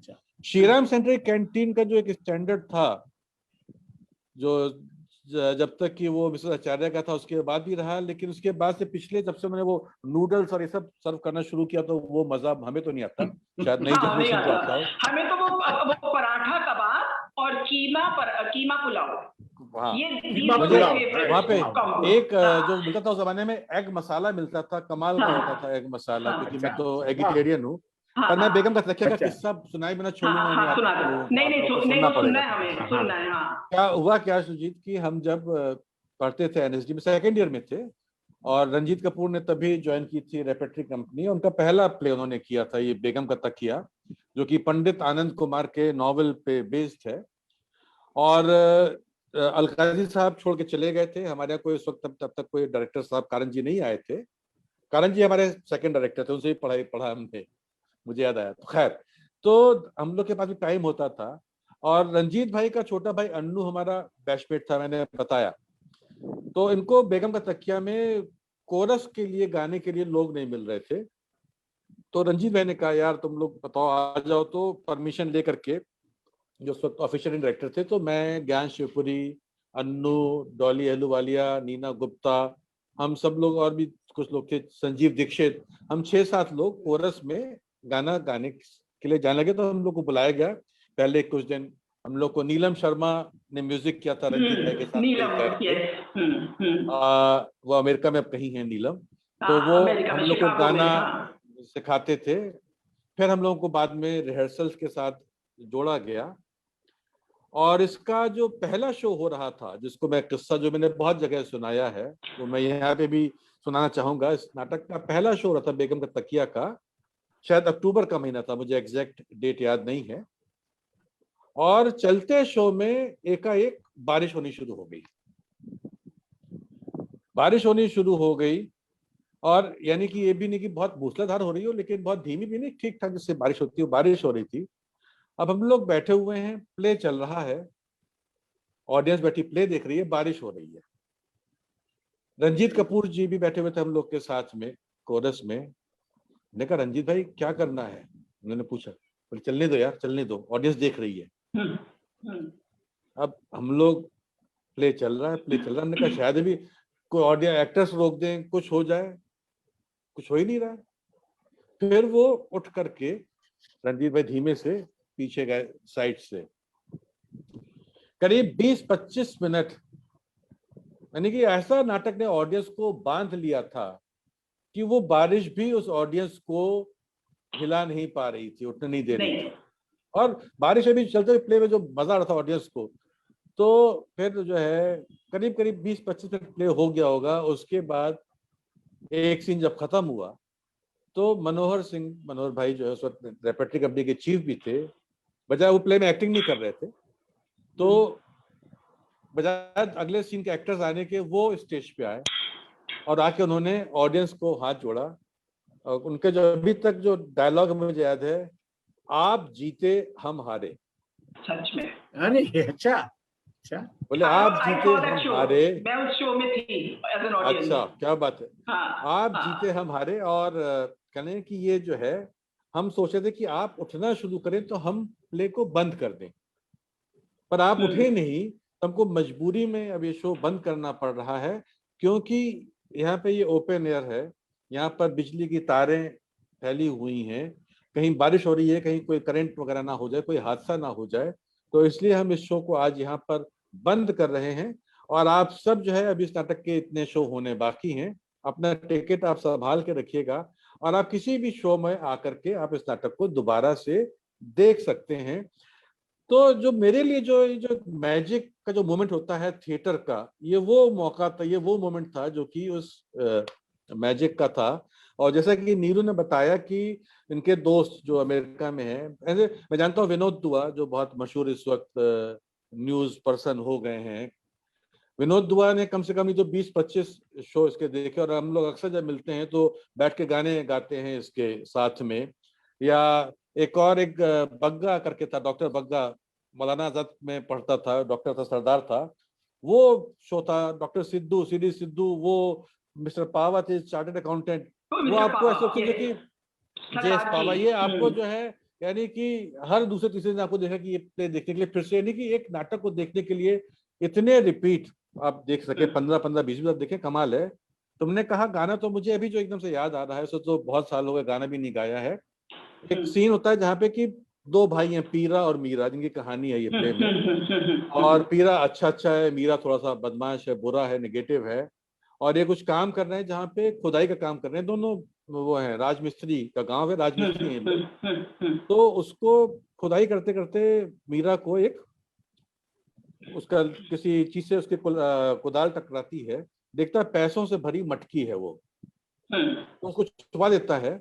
और जब उसका भाई सो गया है रात में, तो वो जो है जाकर के वो खोद करके उसको मटकी को लेके जा रहा है। उस वक्त एक गाना चलता था, कोरस गाता था, ज्यादातर गाने इसमें कोरस ने ही गाए हैं, सिवाय एक लाखों के बोल सहे जो उत्तरा जी गाती थी, बाकी सारे कोरस थे। तो गाना ऐसा कुछ था, बाकी सुनहरी कोड़ी बांका सिपाही, बाकी सुनहरी घोड़ी बांका सिपाही, चला है सफर पे कल्ला, चला है सफर पे कल्ला, पीरा का भाई, बाकी सुनहरी घोड़ी बांका सिपाही, 7 समंदर 7 जजीरे, दरवाजे और ताले 7 समंदर 7 जजीरे, दरवाजे और ताले 7, लाल बिलैती जादूगरनी बैठी जहां लगाए घात, लाल बिलैती जादूगरनी बैठी जहां लगाए घात, टोने में फंसेगा उसी के, टोने में फंसेगा उसी के, पीरा का भाई, बाकी सुनहरी घोड़ी बांका सिपाही। तो ये इस तरह के और कई सारे गाने थे। तो मुझे जो गाना हॉन्ट करता है ना बॉबी मुझे जो गाना हॉन्ट करता है ना, इसका बेगम का तकिया का, I might not remember all the words, was this one, सूत्यो महलरा पोखरा रे, सूत्यो सभी संसार की बत्तियां, एक अकेला सच्चा मेरा मीत, सोन चिरीरा पंख पसारे, सोन चिरीरा पंख पसारे, ना ना ना ना ना ना ना, सूत्यो महलरा पो। आई लव दिस, मतलब मेरे को बैठे बैठे कई बार गा लेती हूँ ये, मुझे वर्ड्स भूल रहे हैं गाना बहुत, दैट डजंट मैटर। हाँ, बहुत कमाल का गाना है ये। इसके और पीछे कहानी है वो भी बता दो। कहानी बता दूंगा मैं इसके पीछे कहानी। और तुम कहीं पे वर्ड्स गड़बड़ करती, लेकिन वो अलग बात है। ये गाना जो है, क्या हुआ था कि रंजीत कपूर जो है स्कूल से पास करके निकले थे 76 में, और उन्होंने डिप्लोमा प्रोडक्शन किया था वॉइसएक, तो वॉइसएक ने तहलका मचा दिया था दिल्ली थिएटर में। उसके बाद ये उनका पहला प्ले वो करने जा रहे थे, उन्होंने रेपर्टरी कंपनी ज्वाइन की थी 77 में, और ये पहला प्ले करने जा रहे थे बेगम का तकिया। और जैसा रंजीत भाई खुद कहते हैं कि उनका ये ट्रिब्यूट था, ये प्ले अपने दो गुरुओं को, इब्राहिम अलकाजी साहब को और हबीब तनवीर साहब को। तो उन्होंने इसी तरह का उसका जो पूरा कमाल का प्ले था, वो तो जिसने देखा है, जैसे न्यूज़ देखा है, तो उसका वही उसका क्या जो एक्सपीरियंस और क्या मजा था वो बता सकती हैं। वो मैंने पहला प्ले देखा जहाँ पे कि ऑडियंस हंसते भी देखी मैंने, ऑडियंस रोते भी थी, एक ही शो है। तो क्या हुआ था कि एक ये सीन ये था इस तरह का कि जो मीरा भाग जाने की वजह से पीरा को जो है काफी दिक्कतें हो रही हैं, और कुछ वजह से मीरा की वजह से, तो पीरा जो है एक गांव छोड़ के चला जाता है। उसकी शादी हो गई है, उसकी बीवी है, बीवी प्रेग्नेंट है, वो अकेली है घर में, और बच्चा होने वाला है, हस्बैंड है नहीं, खाने की दिक्कत, पैसे की दिक्कत। तो उसका वो एक सीन चाहते थे रंजीत भाई कि उसकी इस सारी प्रॉब्लम्स को दिखाते हुए कोई डायलॉग नहीं है, वो अकेले है घर में, अकेले सफाई कर रही है, काम कर रही है। मधु मालती मेहता जी ने किया था रोल, कमाल का काम किया था उन्होंने, कमाल। तो वो परेशान थे कि कोई गाना, हम लोग अपना कोरस में आते ही थे और बात होती रहती थी, वो हॉस्टल भी आते थे रंजीत भाई। तो हमारा बैचमेट था ज्ञान शिवपुरी, नहीं रहा, बहुत कमाल का एक्टर, बहुत कमाल का गायक, म्यूजिक का सेंस उसका कमाल का था। तो ज्ञान ने कहा कि रंजीत भाई, मैंने एक प्ले हुआ था जेठवा उजली या बेहवा उजली, राजस्थानी में, जयपुर में, उसका गाना है ये सूतिया महलरा, जो मणि मदकर ने लिखा है। गाने की जो वर्ड्स है वो मणि मदकर जी के लिखे हुए हैं। बोले मैंने ये गाना जो है वहां पे कंपोज किया था, मैं आपको सुनाता हूँ, और अगर आपको लगता है कि ये, मुझे लगता है कि शायद यहाँ पे चल जाए, जैसा आपकी सिचुएशन है सीन की, तो उसे सुना जाएगी। सूत्या महलरा कोखला रे, सूत्यो नचीत संसार को गण, देख लिया उड़ के, है ना। तो जैसे उसने गा के सुनाया, रंजीत भाई बोले बस यार यही तो चाहिए था, मिल गया। हाँ। और फिर हुआ कि इसको जो है कोरस को सिखाओ, और ये पूरा कोरस जो है ये इस गाने को गाएगा। तो ये इस गाने के पीछे की बैक स्टोरी है, कहानी है। अब मैं कहानी अड्डा में ये कहानी और ये बोलूंगी कि कि ये जो मेघदूत थिएटर है, फिर उसी तरह जैसे त्रिवेणी ओपन एयर है, I have performed for IPTA, 2 play थे, एक तो गालिब के उड़ेंगे पुर्जे जो कि SM मेहदी साहब ने लिखा था, और दूसरा था आज मारे गए गुलफाम का बहुत मजा आया। मैंने कहा कि वो मैंने प्ले किया था, मैंने अजीज को फोन किया, अजीज वो कौन सा प्ले था जिसमें लैला मजनू और कुलसुम और ये सब थे, और उसके अंदर SM मेहदी से कहता वो मारे गए, वो ही तो था गालिब के उड़ेंगे पुर्जे। मैंने कहा नहीं वो प्ले कोई और था, मुझे याद है, उसका मुझे टाइटल नहीं याद आ रहा। तो आई रियलाइज कि हम शायद काफी ओल्ड होते जा रहे हैं कि कुछ चीजें भूल भी जाते हैं। तो मैंने कहा अजीज बता, कहते यार मुझे भी नहीं याद आ रहा। तो मैंने सडनली विनोद से पूछा, मैंने कहा कि तुम्हें याद है वो प्ले जो मैंने किया था? कहते हाँ, गुलफाम इज डेड, मारे गए गुलफाम। वो था, अगर तुम्हें याद है? कहते हैं हाँ मुझे याद है, क्योंकि उसके साथ की कुछ कहानियां जुड़ी हुई है तुम्हारे साथ, जो कि सब एनएसडी के लड़के जब आते थे तुम्हारे को देखने वहां पर, तो वो ये बातें होती थी, तो इसलिए मुझे याद है। ठीक है, तो I won't say what they used to do, but anyway that was you know that moment of my life. So मुझे लगता है आज वायरस के टाइम पर यू नो जो हुआ है, मुझे लगता है कि we seriously need to have theaters like this now, जो ओपन एयर हो, जहां पर लोग खुलेपन में बैठ सकें, खुली हवा में बैठ सकें और प्ले को एंजॉय कर सकें, देख सकें, ना कि बंद air conditioned atmosphere which you know kind of mutates viruses and it kind of spreads viruses more quickly than others. तो maybe जो हमारे thinkers हैं, जो हमारे ऑडिटोरियम वाले हैं, कुछ इस तरह के ऑडिटोरियम्स बनाए, ये मेरा ख्याल है। I could be of the track, but I think Mandi house needs more such places. Absolutely, the Mandi House, the spirit has to go on. अब हमें tell us some anecdotes and some interesting stories of Mandi House.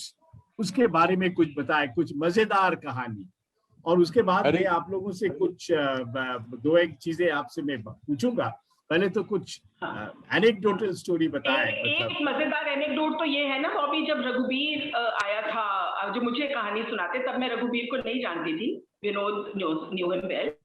तो रघुबीर जब आया था NST में अपना admission लेने के लिए, तो आई बिलीव कि वो बाहर मंडी हाउस, वो बहावलपुर हाउस के बाहर एक पेटी लेकर आया था, ट्रंक वाली पेटी जो होती है, उसमें बैठा था वो, मुझे याद है, उस पे बैठा था। और उसको पता नहीं किसने बोला था कि तुम क्या करने आया, तो उसने गाया था कुछ, वहीं पे बैठे बैठे गाया था।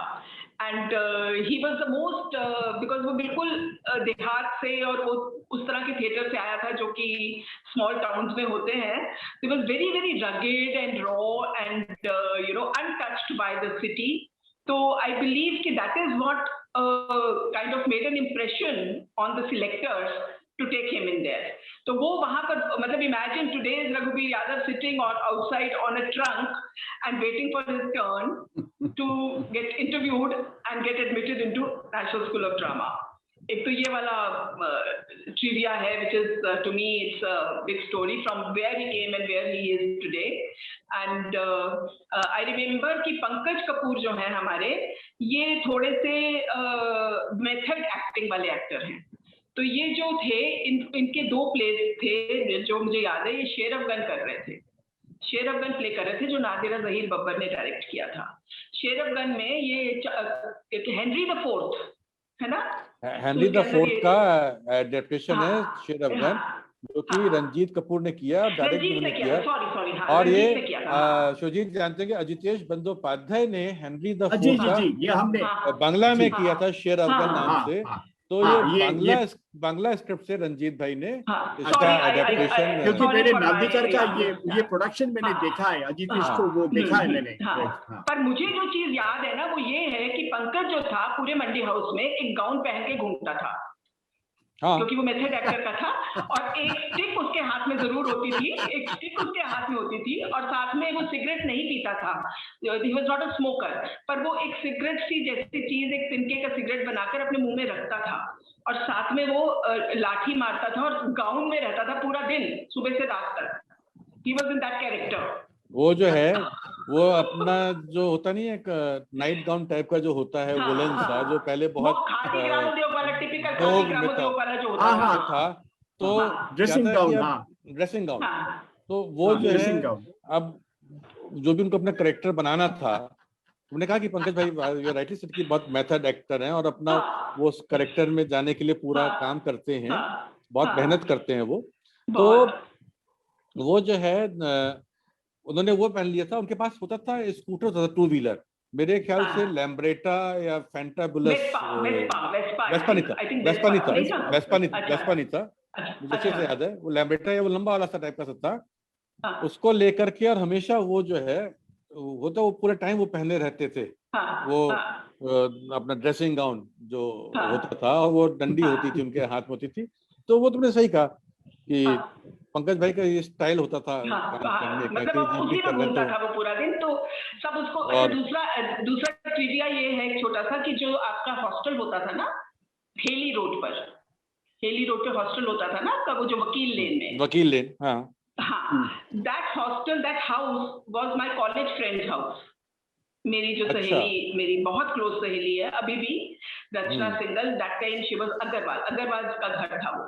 तो वहां पे आपके हॉस्टल को उन्होंने रेंट आउट किया हुआ था। सो मुझे जब उसे पता चला मैं थिएटर करने लग गई हूँ, तो वो मेरे पास एक दिन आई, कहती नीरू मुझे लगता है तुम ना थिएटर मत करो।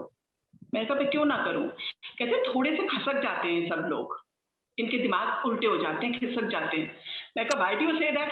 कहते सुबह सुबह उठकर इतनी आवाजें आती हैं हमारे को, खा खा हा हा हु हु की, कि हमें समझ नहीं आती कि हमने किसको दे दिया अपना घर। तो मैंने उसको समझाया, मैंने कहा नहीं रचना, these are the exercises which they do, voice exercises which we are supposed to do when you do theater for developing your voice and all that. तब उसको समझ आने का, हमें पागल मत समझो तुम, हम लोग सब ठीक है। It's just that we do these exercises. So this is the perception of the outsiders, how they perceive you even when you are doing something which is important for your craft. You know, this is how people perceive you. right. है ना? So ये था, so this was one, and then anecdote एक ये था कि it is not of Mandi house, but Mandi house में लगता ही आईफेक्स फॉर एग्जाम्पल।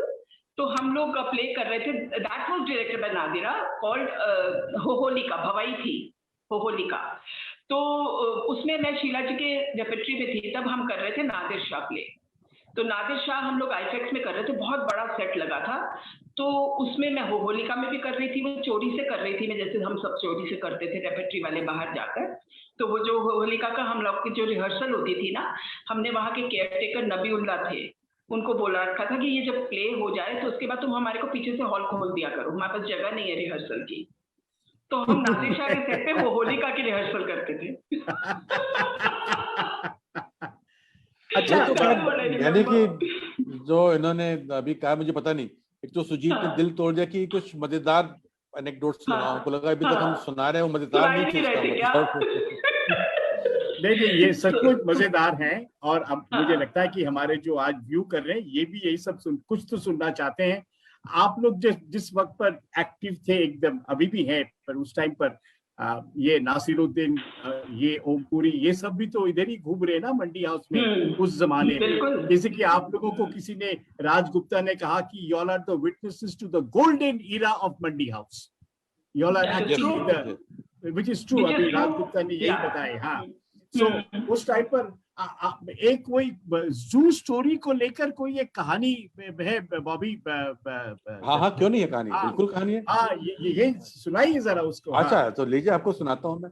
क्या हुआ ये भी, मैंने भी सुना हुआ ये किस्सा, मैंने देखा हुआ नहीं है इसका, मैं क्या कहते हैं चश्मदीद गवाह नहीं हूँ, सुना हुआ है। लेकिन कि ये नसीरुद्दीन शाह जो है एनएसडी से पास कर गए थे और एफटीआईआई में पढ़ रहे थे, और इनके बड़े अच्छे दोस्त रवि वासवानी, जो कि जाने भी तो यारो फिल्म में भी उनके साथ थे, ये दिल्ली में थिएटर करते थे रवि वासवानी इनका, और कमाल का करते थे काम। नॉन ग्रुप करके इनका ग्रुप था, उसका नाम था नॉन ग्रुप, और बहुत एक्टिव थे, बहुत अच्छे एक्टर, बहुत अच्छे डायरेक्टर, और बहुत एक्टिव आदमी थे रवि वासवानी। तो इनकी और नसीर भाई खूब दोस्ती थी। तो कभी शायद नसीर भाई छुट्टियों में एफटीआई से आए होंगे, दिल्ली में होंगे, तो इन दोनों के बीच में बात हुई कि एडवर्ड एल्बी का प्ले है जू स्टोरी, मेरे ख्याल से करीब 35-40 मिनट की ड्यूरेशन का प्ले है, और उसमें यह कि दो अजनबी एक पार्क में एक दिन मिलते हैं, तो वह क्यों ना यार इस प्ले को किया जाए। अच्छा, नसीर भाई को एब्सर्ड थिएटर दी एब्सर्ड को लेकर के एक थोड़ा सा उनका फैसिनेशन है, वो वेटिंग फॉर गोडो इस तरह के प्ले बहुत करते रहते हैं।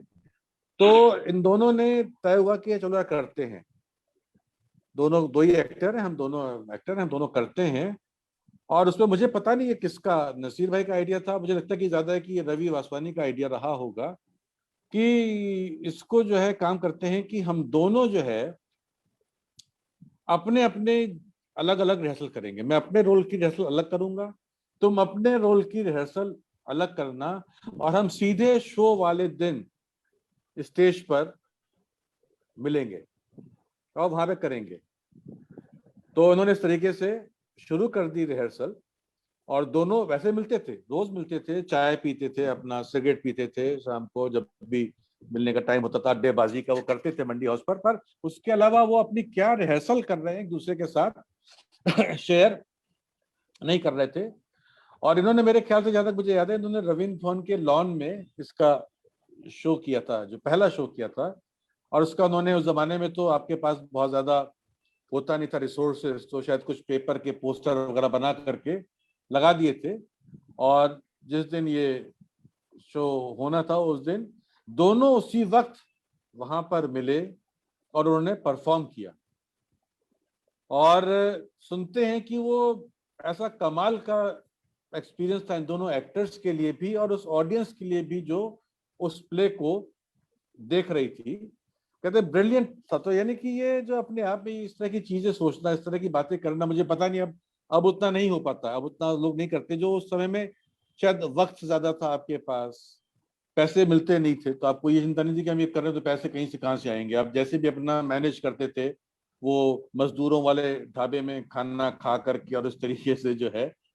पर मैंने इसका एक शो बाद में, जब रत्ना जो नसीर भाई की वाइफ है, रत्ना पाठक, जब वो पढ़ रही थी एनएसडी में हमसे, वो 2 साल जूनियर है रत्ना एनएसडी की, तब नसीर भाई अक्सर दिल्ली आया करते थे, एनएसडी आया करते थे। तब उन्होंने और रवि वासवानी ने फिर इसका एक शो किया था। और जो उन्होंने, जो लोग एनएसडी से परिचित हैं, जो एनएसडी में कॉस्ट्यूम डिपार्टमेंट है, उसके सामने एक छोटी सी खुली स्पेस है जहाँ पे मुश्किल से 40-50 लोग ऑडियंस देख सकती है प्ले को, बहुत छोटी सी स्पेस है। तो वहां पे उन्होंने, और दिन के टाइम किया था, उन्होंने पहला शो भी दिन के टाइम किया था, ये भी मेरे ख्याल से दिन में उन्होंने 3-3:30 बजे के आसपास परफॉर्मेंस किया था। कई लाइट का इफेक्ट नहीं, बस एक बेंच पड़ी हुई है और 2 एक्टर हैं, और जिसे कहते हैं कि मेमोरेबल, यानी कि आप उसको कभी जिंदगी भर भूल नहीं पाएंगे, ऐसा परफॉर्मेंस था वो। तो यानी कि उस तरह की चीजें बहुत हुआ करती थी उस जमाने में, जो अब धीरे धीरे, एक तो स्पेसेस कम हो रही हैं, जैसे कि नीरू ने कहा कि हमने जाके त्रिवेणी के ओपन एयर थिएटर में इतने प्लेस देखे हैं, प्लेस किए भी हैं। मेघदूत थिएटर जो यहाँ का एनएसडी का था, इसकी भी एक कहानी है। कहानी क्या है, यानी कि इसका जो बना है ये 1968 में बना, और एनएसडी के एक पास आउट थे केरल के मिस्टर जी कुमार वर्मा। उन्होंने, जो प्रेमचंद का बहुत मशहूर उपन्यास है गोदान, उसका विष्णु प्रभाकर ने किया एडेप्टेशन होरी के नाम से, वो कर रहे थे। और उसको करने के लिए ये एक पीस ऑफ लैंड पड़ा हुआ था रविंद्र भवन में, खाली झाड़ झंकार था यहाँ पे। और जो तीनों एकेडमीज थी उनमें झगड़ा चलता रहता था, जैसा अलकाई साहब कहते हैं कि तीनों एकेडमीज में झगड़ा चलता रहता था कि इसका क्या यूज किया जाए। बोले एक दिन मैंने अपने स्टूडेंट्स को लिया और वहां पे उनको कहा कि भाई चलिए, अपना फावड़े, कुदाल और टोकरी वगैरह ली और उसको सबकी सफाई करनी शुरू कर दी। इनफैक्ट हम लोग अभी इस वक्त किताब पे काम कर रहे हैं मिस्टर अलकाजी के ऊपर, एक मेमोइर्स की किताब है जो एनएसडी पब्लिश करने वाला है, और वो 27 तारीख को आनी थी, लेकिन अभी कुछ डिले हो रही है। तो उसमें इसका जिक्र एम के रैना अपने मेमोयर में करते हैं कि हम फर्स्ट ईयर पढ़ते थे और हमें एकदम से सडनली बुलाया गया कि आपको वहां पे इकट्ठा होना है, आज शाम को क्लासेस के बाद। वहां पहुंचे, वहां पे ये फावड़े और रखे थे, और हुआ कि इसको आपको सफाई करनी जगह की। बोले हमें लगा कि यार हम लोग, वो बोले मैं जम्मू कश्मीर से एनएसडी में थिएटर पढ़ने के लिए आया हुआ हूँ, यहाँ पे हमसे मजदूरी कराई जा रही है, साला हम ये करने के लिए दिल्ली में आए, हम स्कॉलरशिप होल्डर हैं, हमको नेशनल स्कॉलरशिप मिल रही है और मुझे ये काम कराया जा रहा है। तब तक देखा कि जो मिस्टर अलकाजी से सब लोग चचा कहते थे कि चचा भी जो है वो अपने शर्ट की बाहें मोड़े हुए मिट्टी उठा रहे हैं, सर के ऊपर कर रहे हैं। तो बोले जब, और उनका बड़ा दबदबा था अलकाजी साहब का, तो उनको देखते बोले कि हमारी सारी शिकायतें दूर हो गई। और उसका उन्होंने बनाया। अलकाजी साहब ने अपने एक आर्टिकल में, इसका एक इंटरव्यू में जिक्र किया हुआ है कि बोले कि हमने वो अपने स्टूडेंट्स के साथ मिलकर के और 2 राजमिस्त्री लिए थे, उसको लेकर के ये मेघदूत थिएटर बनाया। और बड़ा इंटरेस्टिंग, जो पीपल का पेड़ जिसको अपने आप एक नेचुरल एक उसकी छत बना देता है, और जिसने भी नीरू ने परफॉर्म किया जो वहां पे काम करने का एक्सपीरियंस है। तो बोले जब ये बन के तैयार हो गया, जब ऑडिटोरियम तैयार हो गया, तो बोले एक दिन एनडीएमसी का जो है चीफ आर्किटेक्ट वो आया हुआ था किसी इंस्पेक्शन पे, तो वो देखने के लिए आया। तो उनको लगा कि अब आज जो है ये मुझे डांटेगा कि आपने कैसे ये जो है इलीगल कंस्ट्रक्शन यहाँ पर कर लिया, किससे पास कराया, का नक्शा कहाँ पर है, क्या है, वो इसका सवाल करेगा। बोले उसने कुछ नहीं पूछा, उसने कहा कि आप वो 2 मिस्त्री कौन से कहाँ से लाए थे जिन्होंने कितना अच्छा ब्रिक वर्क किया हुआ है। I want these those two masons. पर बॉबी जो तुमने बात बताई है, दिस इज आई थिंक ये उस समय की खूबसूरती थी कि जो इतने बड़े बड़े आपके ब्यूरोक्रेट्स भी थे, they were also very very malleable and liberal थे। उनमें कोई किसी तरह की फिक्सेशंस नहीं थी, कोई ब्यूरोक्रेटिक वो नहीं थे। तो तभी इतनी, और दूसरी बात देखो कि जैसे नसीर ने और रवि ने ये प्ले किया, रविंद्र भवन के लॉन में कर लिया, आज कोई कर सकता है? मुझे बताओ। नहीं कर सकते।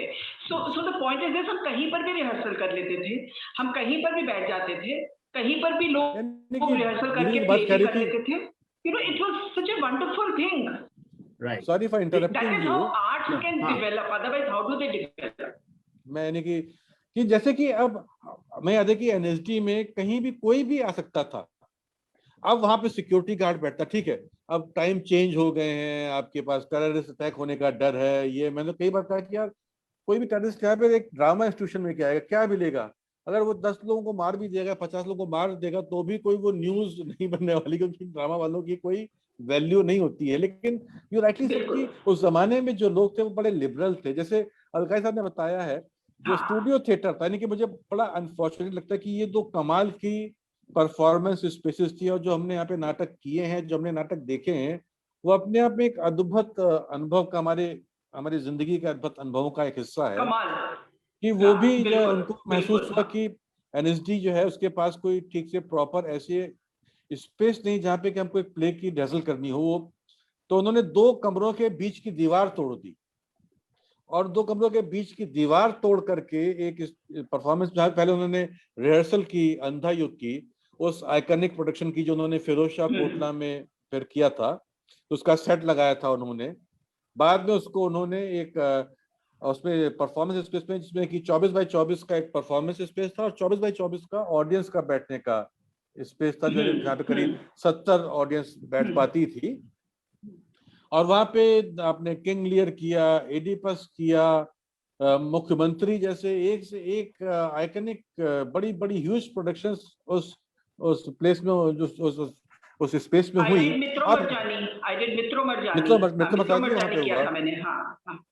पर अच्छा, अब वो स्पेस नहीं है एनएसडी के पास, ना मेघदूत है, ना वहाँ पे ना नाटक होते हैं, वो खराब हो गई हैं। वहां पे प्लेस आप करी तो मजा नहीं आता है। तो दिस इज वेरी सैड। बोलिए। नहीं, 2 चीजें हैं। एक तो यू रिमेम्बर मंडी हाउस में कितना बड़ा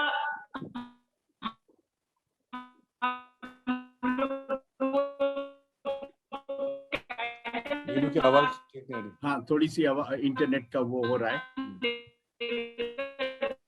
तब तक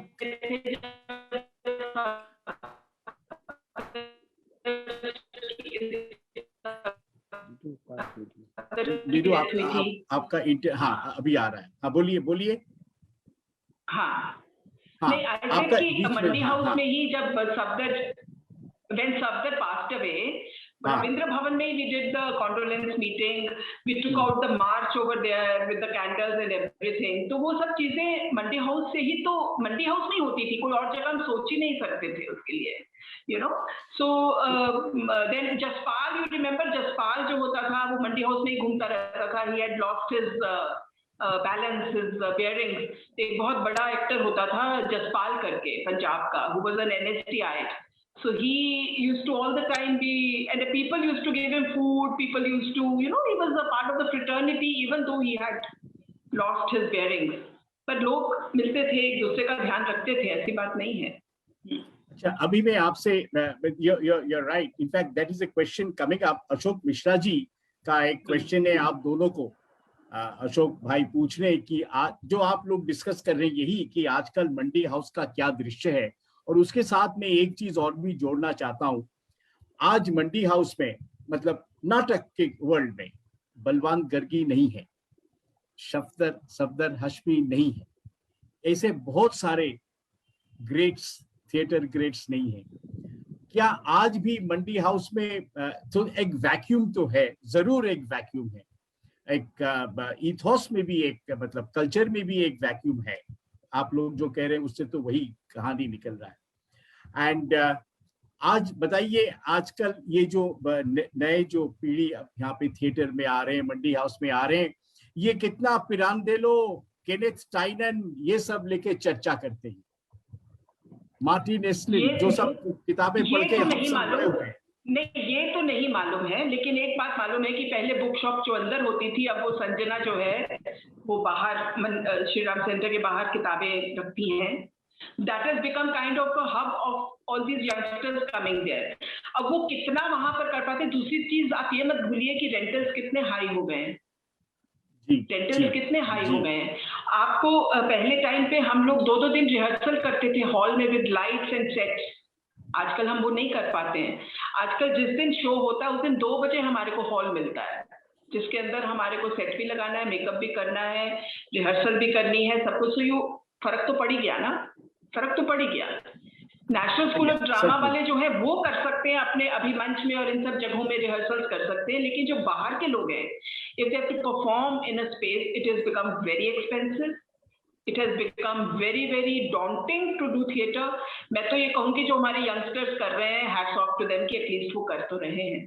that is what is very important. अच्छा, जो अशोक ने सवाल पूछा है, यानी कि जो नीरू बात करें कि देखिए, एक तो हर एक को लगता है कि हमारा समय ग्रेट था, पर ऐसा नहीं है। अभी भी जो मेरे ख्याल से अभी भी जो लोग काम कर रहे हैं, जो थिएटर कर रहे हैं, जो यंगस्टर्स हैं, उनको लग रहा हो कि बहुत अच्छा हो, यानी कि जो आपका यूथ में जो आपको जो यानी कि जो मजा होता है काम करने का, उन सबको वो काम कर रहे हैं, थिएटर हो रहा है, स्पेसेस कब हो गई हैं। और अभी यानी कि अब LTG है और श्री राम सेंटर, लेकिन जैसा कमानी तो है, बेसमेंट नहीं है, लेकिन अब जो है नई स्पेसेस क्रिएट हो रही हैं। जैसे कि आपका वहां पे जो एक तो इनका है गोपाल शर्मन का अक्षरा थिएटर है, अक्षरा थिएटर है। फिर दूसरा आपका जो वो गोल मार्केट के पास में एक जगह है ना, अरे यार, जहाँ पे ऊपर जाकर के ऑडिटोरियम है, अभी मुझे नाम याद नहीं आ रहा है। तो नॉर्थ प्लेस में भाई वीर सिंह मार्ग पे है, भाई नहीं वो एटिक अलग है, भाई वीर सिंह मार्ग पे है, वहां पर जो है गोल मार्केट के पास है, वहां पे बंगाली को वहां पे अभी नाम याद आएगा। तो आपको इस तरह की नई स्पेसेस क्रिएट हो रही हैं, काम हो रहा है। अभी जैसे कि हम लोग, मुझे याद है कि हमने नहीं किया कभी, लेकिन मैं देखता हूँ कि जो मंडी हाउस का सर्किल है, उसमें आप शाम को जाइए, इतने यंग लोग, लड़के लड़कियां वहां पर रिहर्सल कर रहे होते हैं अपने प्लेस की। टाइम चेंज हो रहा है। हमारे समय में हम लोग किताबें पढ़ते थे, आजकल का जो यूथ है वो उसके लिए मोबाइल और उसका लैपटॉप या उसका जो टैब होता है या आईपैड होता है वो है, उस पर पढ़ता है।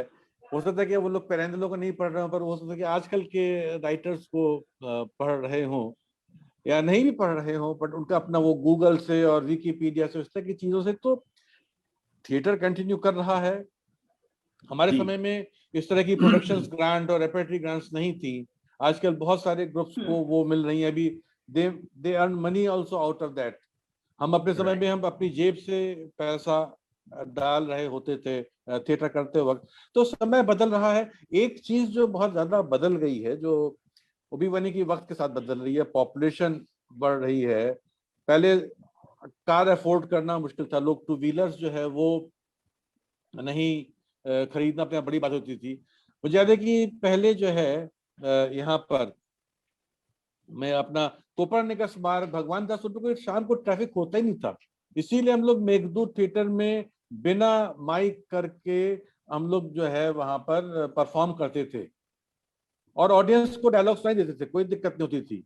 तो ये इन सब चीजों से, ट्रैफिक बढ़ने से, इतनी सोसाइटी में इतनी चीजें बदलाव आ रहे हैं, पर काम चल रहा है।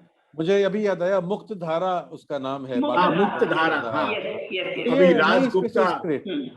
राजगुप्ता भी ने अभी बताया कि मुक्त धारा ही रिमाइंडेड, मैंने किया हुआ है वहां पर प्ले। और भी, यानी कि अब मंडी हाउस से बाहर निकल रहा है थिएटर और परफॉर्मेंसेस बाहर निकल रही हैं और नई नई स्पेसेस में वो जा रहे हैं करने के लिए। ये अच्छा साइन है कि आप अब ऑडियंस को जो है यहाँ तक नहीं आना है, आप ऑडियंस तक पहुंच रहे हैं। जैसे कि चित्ररंजन पार्क में टाइम के साथ तो चीजें बदलेंगी ना, and you have to accept the change, है ना, you have to accept the change. Yes. तो अब तो ये कहना है कि आपने तो ये तो जो अड्डा जो जम गया, जमते जमते 1.5 घंटे हमने अभी तो 2 घंटा हो रहा है, 2 घंटे होने वाला है। Oh my God, इतना नहीं सोचा था। This adda will never end. But what I want to, मैं end करने के पहले आप लोगों से तो एक कमिटमेंट मेरे को निकालना ही है, वो है कि ये तो शुरुआत है, this is only the beginning. आज हमने एक मंडी हाउस का एक ओवरऑल वो किया, अब हम थिएटर और नाटक और इसके बारे में हम तो और भी ये सब चर्चा करते रहेंगे, क्योंकि जब तक चर्चा चलता रहेगा तब तक सब कुछ चलता रहता है। जिस दिन चर्चा बंद हो जाता है उस दिन सब कुछ खत्म हो जाता है। So I am actually taking a commitment from you all कि all will stay with Kahani Kancheti. जब हम आपके पास फिर आएंगे कोई आइडिया लेकर, या आपके पास कोई आइडिया हो तो आप हमारे साथ रहिएगा। और एक कुछ गाने से इसको हम एंड करें आज। नीरू गाएगी गाना आज? रघुवीर आई थिंक अभी भी है यहाँ पर रघुवीर तुम्हारे बिना ये गाने का मजा नहीं आता, पर तुम समझ लो मेरे कानों में तुम्हारी आवाज आ रही है और मैं गा रही हूँ। 2 लाइनें सिर्फ गाऊंगी। ये भी हमारे प्ले का ही है, because out of the theatre कोई भी गाना आज के दिन ठीक नहीं रहेगा। It has to be a song from the theatre. तो ये भी एक आइकॉनिक प्ले है हमारा कॉल्ड जस्मा उड़न। उसका गाना मुझे बहुत अच्छा लगता है and I like to sing that. So I'll just sing a stanza from that. लाल बैरागन बन जाऊं रे जोगी के कारण, लाल बैरागन बन जाऊं, लाल बैरागन बन जाऊं रे जोगी के कारण, लाल बैरागन बन जाऊं। नदिया किनारे जोगी बंसी बजावे तब मैं, नदिया किनारे जोगी बंसी बजावे तब मैं, बल खाती लहराती आऊं जोगी के कारण, लाल बैरागन बन जाऊं, लाल बैरागन बन जाऊं रे जोगी के कारण, लाल बैरागन बन जाऊं। बहुत बढ़िया नीरू, वाह मजा आ गया, बहुत बढ़िया। Thank you for joining in. नहीं मुझे भी थैंक यू कहना है, और I want to thank you very much for joining in, organising this adda. Yes. No, this is a great adda, and the people are right now writing in to say that what a fantastic discussion it has come from Loti. Ashok Mishra भाई तो बता रहे हैं कि ये वाह नीरू बढ़िया, हाँ तो ये सचमुच ही बढ़िया। And really, Lottie, thank you for coming in, and I'm sure all of you all will keep coming Lottie back to Kahani Kanchi. Thank you, Lottie, for coming yeah, in. so there you are. And Neeru and Bobby, let's continue with this. Let's not stop. We'll again catch up and meet up, and we will discuss more theatre. Thank you very much for coming in. Thank you. And thank you, my audience. Please give us your feedback. Go to our website, go to our page. Thank you very much. Thank you for staying with us. Bye, everyone. Bye.